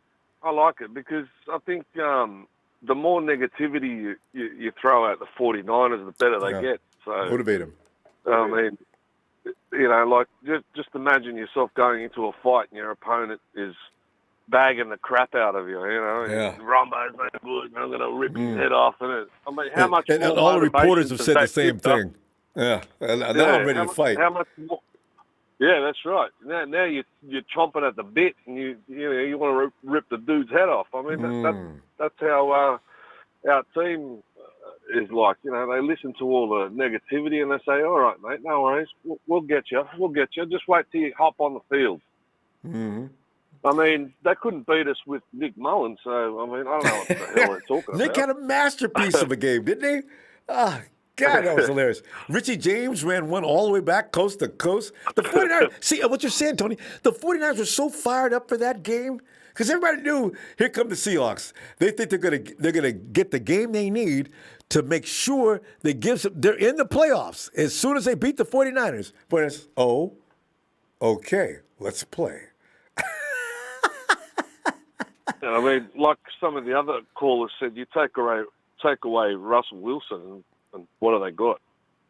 Yeah, they're absolutely nothing. They would really be bad. You know what, Tony? I mean, they'd really be bad because their offense doesn't have any particular style. It's Russell Wilson. You get open, and I'll find you. Right? I mean, you can't get away with that forever. And without Wilson, it's over.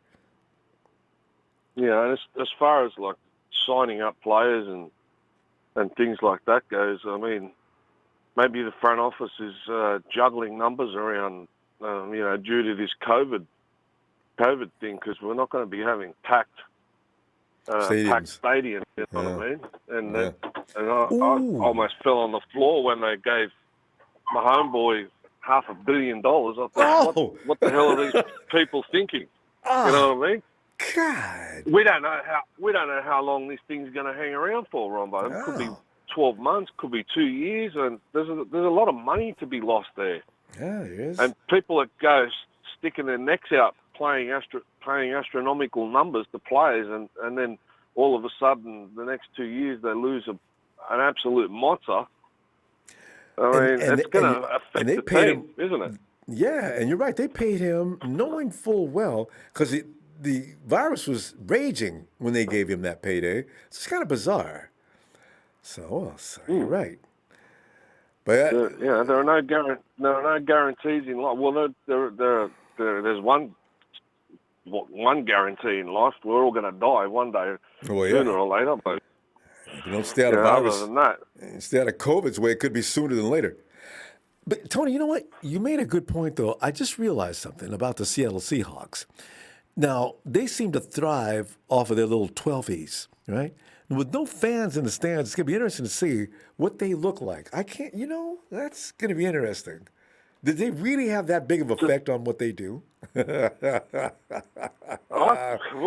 I think it does. You know what I mean? Like when you got 100,000 people egging you on, screaming, and the other team can't hear. Like it gives you, it bumps you up a notch or two. But we're going to see who's the best of the best this year with not many fans and no noise. It does affect it. I've been watching the NRL, and they've only just started to let some fans in. And it's a very small amount. But Tony, are they putting in artificial sound? Yeah, they are. Do they? Like you're watching it on TV, and you think it's a packed stadium. I wonder, can they hear that? Can the players? Do they pump that sound in the stadium? I wonder. I'm not sure. Because I know they do it on TV. Yeah, I wonder if they're going to adjust that sound during the game. If they got some guy that's up in the booth when the 49ers or the Seahawks got the ball, depending on which part they're on, you increase the volume. Do you make it as real as you can, or do you just make it for, like you're saying, for the viewers watching television? Because it would be kind of dry without any crowd noise. I was watching baseball, and it sounded kind of normal. Yeah, well, it's going to be, I think, for the viewers only. And I mean, that's where they're going to concentrate on making a bit of money. Like the Football Federation or whatever you want to call them, NRL. But you think of all the teams that are famous for having home ground advantage. You know what I mean? With the fans, that's not going to be there. Mm-hmm. Chiefs, who got fined for pumping in artificial noise, even when it wasn't with the fans in the stands. Clowns. You're not going to have that this year, and it's going to be a different ball game. Can't wait. But we're always going to be that rivalry with the Seahawks. It's never going to go away. You know what I mean? It's going to be talking crap backwards and forwards all the time. even Wilson's out there in a wheelchair, still trying to play. He's still Russell Wilson no matter what. Okay, that's it. We give up. You guys have lost even on one leg with a crutch, And if he takes all those hits, he averages plus 40 sacks a year. In this case, this year it could be worse. He's slowing down naturally as you would, and he's got no offensive line. They didn't address it like they never do. They were a little better last year than usual, but still, you could get Russie. Just come on in, I mean, I think the only way we can shut him up completely, or not completely, because that'll just make them get worse. But is to drop a 40 or a 50 burger on, that'll quiet down for a little bit. We all agree on that. It's time to start beating them up. Stop squeaking by. Tony, let's see you tomorrow if you get a chance, huh? If I get a chance, it'll be great, brother. All right, looking forward to that. Tony, have a great night, man. Shout out to everybody and stay safe, people. Thanks, Tony. You too. Thanks, brother. Thank you. Night. I said good day to Tony. That's a daytime for him. Good night, Tony.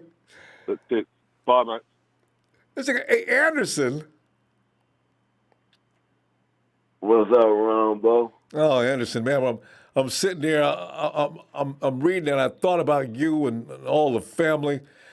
The Bleacher Report people are saying, Anderson, they're saying that Russell Wilson and Jamal Adams is all it's going to take to beat your 49ers out of the NFC West. I know, right? It's funny. It's a joke. That's funny. It is a joke. It's funny. Cause I remember how DJ Jones did they center. He just pushed him down. And he quit. I'm like and I'm like, damn, if Kinlaw and Armstead coming at you, oh damn. I feel sorry for Rusty Wilson. Boy, I tell you, man, I don't know who the center's going to be, but Wilson better be taking 30-step dropbacks, boy, because if he don't, he out of there. Oh, he out of there. And Jamal Adams, he ain't no threat. We already discussed him the other night. He ain't no threat. George Kittle gonna laugh at him. And he's not that big of a ball player. He's not like he's Cam Chancellor big. That's why I said, y'all, Jamal he's a good football player. He's a very good football player. But come on, man, you putting him out there. You think he gonna stop Kittle? I don't think so. Yeah, but the media biting too much of a tree for him, or whatever. How you should say that shit? They're biting too much. Pipe. You gotta put. But I don't know what is the love with the media, Anderson. Why is it that Russell Wilson and the Seahawks they get? Why don't they love the Cowboys or some other team? I just don't get it with the Seahawks. They can look any kind of way they want to, and the media just loves them. Predicts them to win the Super Bowl every year since 2013. Right in the money. Yep, they've been doing it ever since that old pass with Kaepernick did the Crabtree. Ah. And then they went to the Super Bowl, and from that point on, the media just loves them. Never says anything bad about them. They ain't did shit. They ain't did nothing yet since. They ain't did nothing. They ain't even kissed the playoffs. They ain't even kissed the championship game. Well, Anderson, don't leave it out, though. They went one more time, and then Russell Wilson, again, throws the ball into an INT, making Butler the most famous man in football. Yep, they lost. But yet, they still love him. Well, the Seahawks will win the Super Bowl next year. Whoa. I don't see how that's gonna happen. We too good of a team. If we don't, there's no competition on the schedule. It isn't. It should be other except the Cardinals, Saints. maybe. The Saints. Oh yeah. But see, they rely on their fans. They don't have no fans. They just like the Seahawks. They rely on their fans, so they out of there. They're pretty much out of there. Ain't gonna be no who dat this year. I'm just wishing. Why can't they come to Levi's anyway? You know, shoot. It's a scam. I be saying that. I be running into these same fans out here in Bowman. I be saying that y'all, it's a scam. Y'all don't never come to us. Y'all never come to us. Y'all know What is up with that? Y'all know they not good outside that dome. They trash. They trash. They've been to San Francisco one time. Shoot, this goes back 5 or 6 years, doesn't it? Yep. I don't get it. Hey, that's all right. You know what? As long as Kwaski T's playing, I'm cool. Because the only reason they scored all them points last time is because Cook was out of control. Because Marcel Harris didn't know how to handle it. So let's all right. We can go to Nolans. Got hurt. Get some gumbo and hang out in the French Quarter and have a good time. The guys don't mind. It's okay. But go ahead. I was gonna say that's something we need to work on right there. Because I noticed that a lot of tight end be killing us. A lot of teams are doing it. Yeah. That Hollister over in you know what though? In Seattle. Who else though? There was how many other tight ends? The one in Humphreys, and who was that? Baltimore. Oh yeah. Ravens. Who was a couple other teams. But even though we still beat them, still though I say it's a spot we need to work on so they don't score shit. I want to see a game like we did the Panthers. What it was, 51-13? Come on, man. Oh yeah. And then you got then you got that fool talking to Jerry McCoy talking about I want all the smoke. We want all the smoke. Sitting at the game, he all humble. Man, I watched that so much. This shit's so funny. But it's time to win this division again. Ain't nobody messing with us. Cardinals gonna be better than the Seahawks because somehow Cardinals always some way beat them.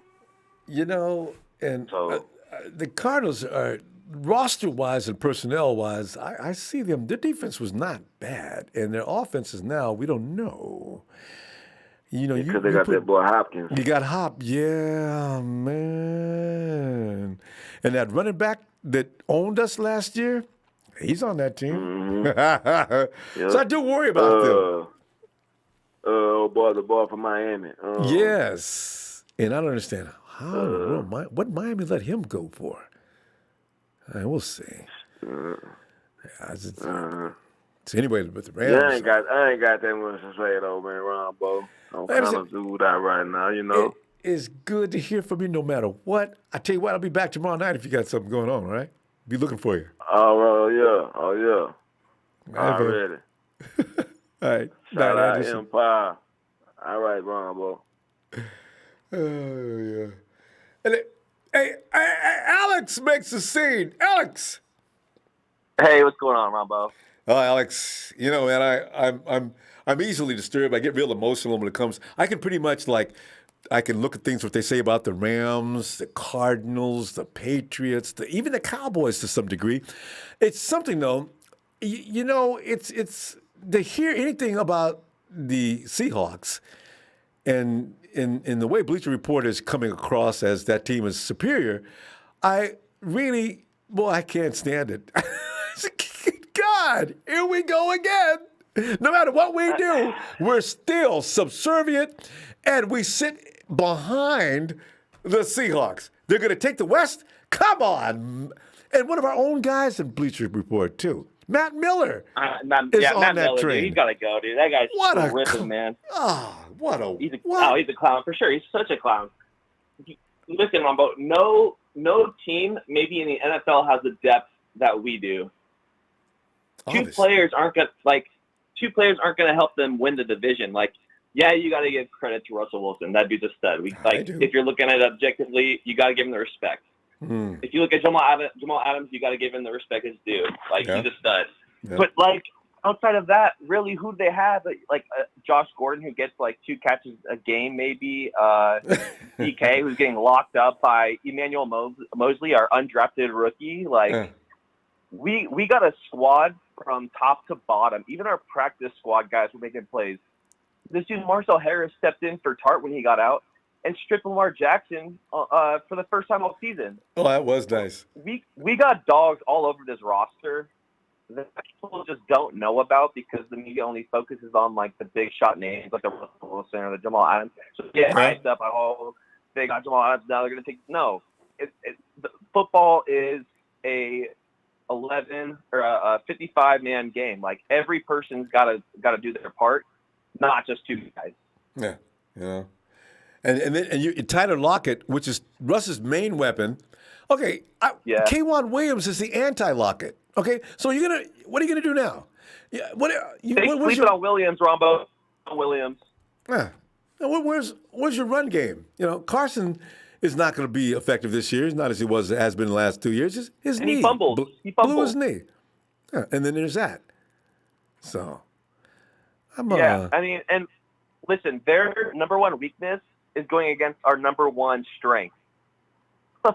So, look at what DJ Jones, I feel had his coming out party against the Seahawks the first time we played them.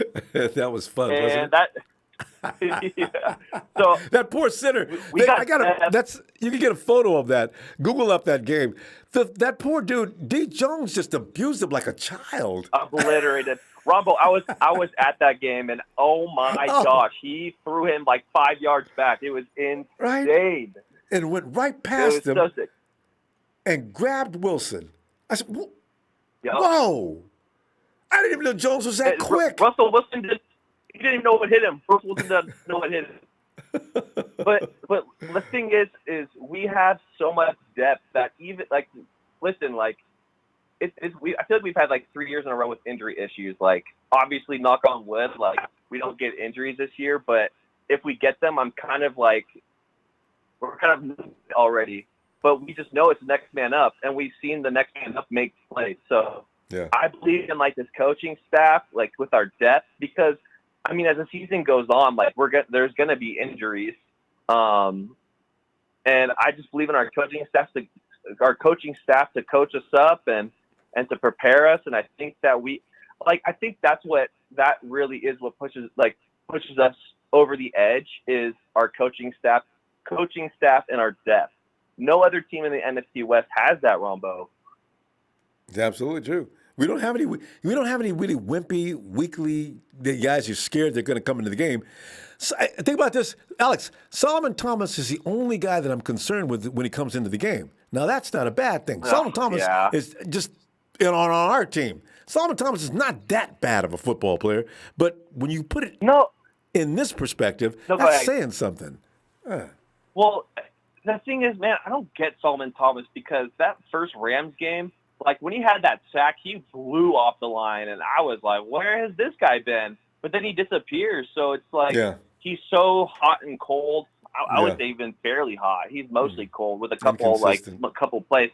He's inconsistent. I mean, we'll see what he does this year, but I'm not having any high hopes for that dude. Like I expect him fully to just be cut. That dude. Everybody's giving up on Solomon. They didn't pick up his fifth-year option. Hey, Solomon, this is it. This is Solomon's. I can play on this team or not year, or else he's going to be walking. We need the money now too. Yeah, we do need. Because how much did he take up? Like $9 million? 9 or 10. Is that what he's picking up? Yeah. Golly, $10 million for Solomon Thomas, dude. He's got to be joking.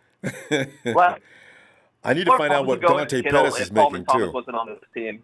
Yeah. Pettis, I wonder what he's making. But man, if we didn't have Solomon Thomas on this team, we would have all the Kittle problems go away.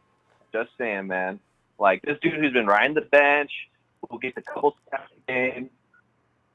Man, all our problems with Kittle would go away, and we could solve it.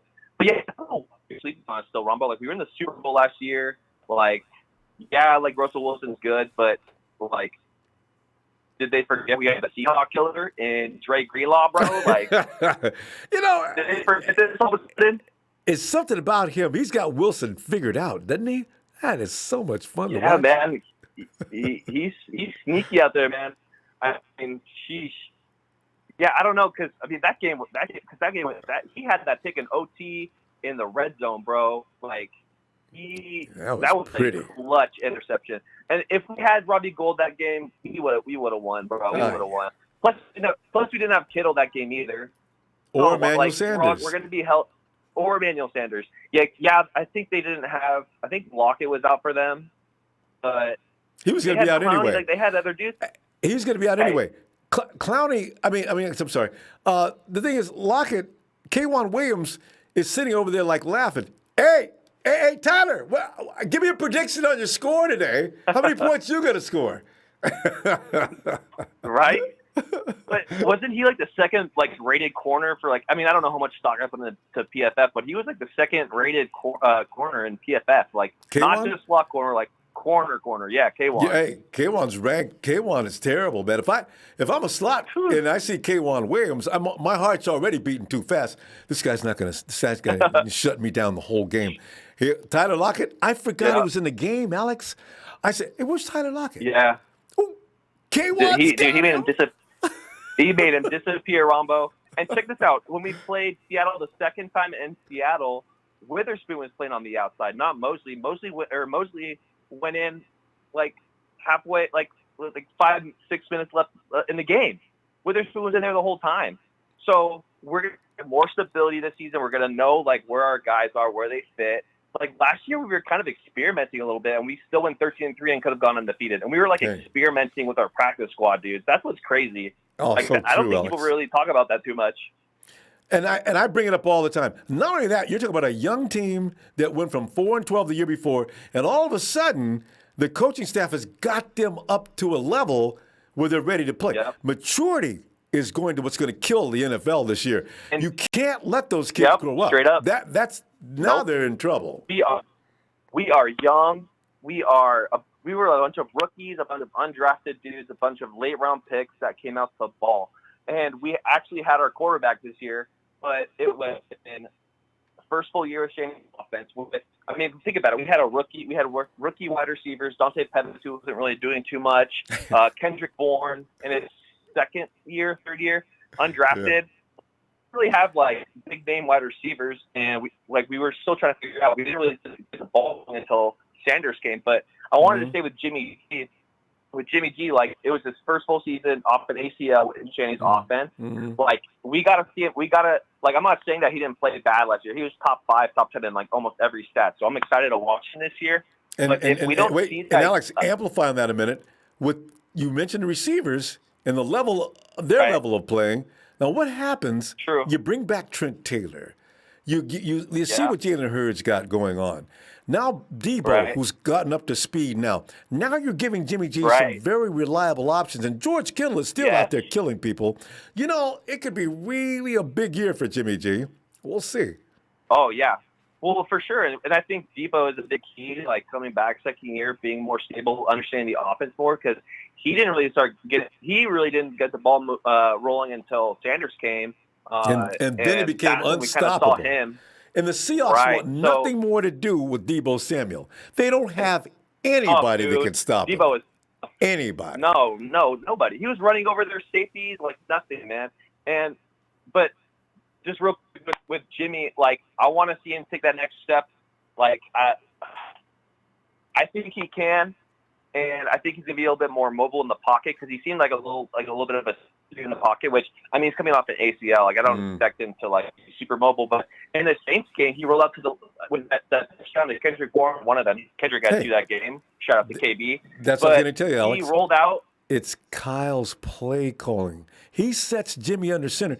I've seen Jimmy run bootlegs and rollouts. And that's what I'm saying. Yeah. Kyle, what are you doing? Why are you making him stand under center with that drop back pass on every play? You know he can do it. He can throw on the move. His first touchdown as a Niner, he was on the move, like on a rollout. Alex, that's what I was getting ready to tell you. This guy can throw on the move. His percentages on rollouts and play action are way above just standing under center and waiting for Chris, to come in, pass Mike Person, and drop him. Okay, you know what? Yeah. We're out of time. Next year, I think you're going to see the book get opened up. So I think so, Ronbo. Yeah. I think you're right, man. We're going to see explosions for sure. Hey, Alex, great to hear from you, fam. Let's see. You get a chance, get on back in here tomorrow, okay? Yeah, I'll try, Ronbo. Good night, man. You too. All right, late. Yeah, man. Well, fam, I guess we've talked badly about the Seahawks as much as a team or fan base should for the night. Let's get together tomorrow. We can continue to talk about them. I'm sure we'll have something more fresh and something that makes more sense. The Seahawks are not equipped to win the NFC West. This is a joke, Bleacher Report. Stop it. I know you're trying to get attention. You got mine, but you piss me off. Shut up. God. Fam, Monday Night Raw, I'll be looking for you. Just have a great old night. And hit that like. You see what I did there? Yeah, you knew the ride was coming.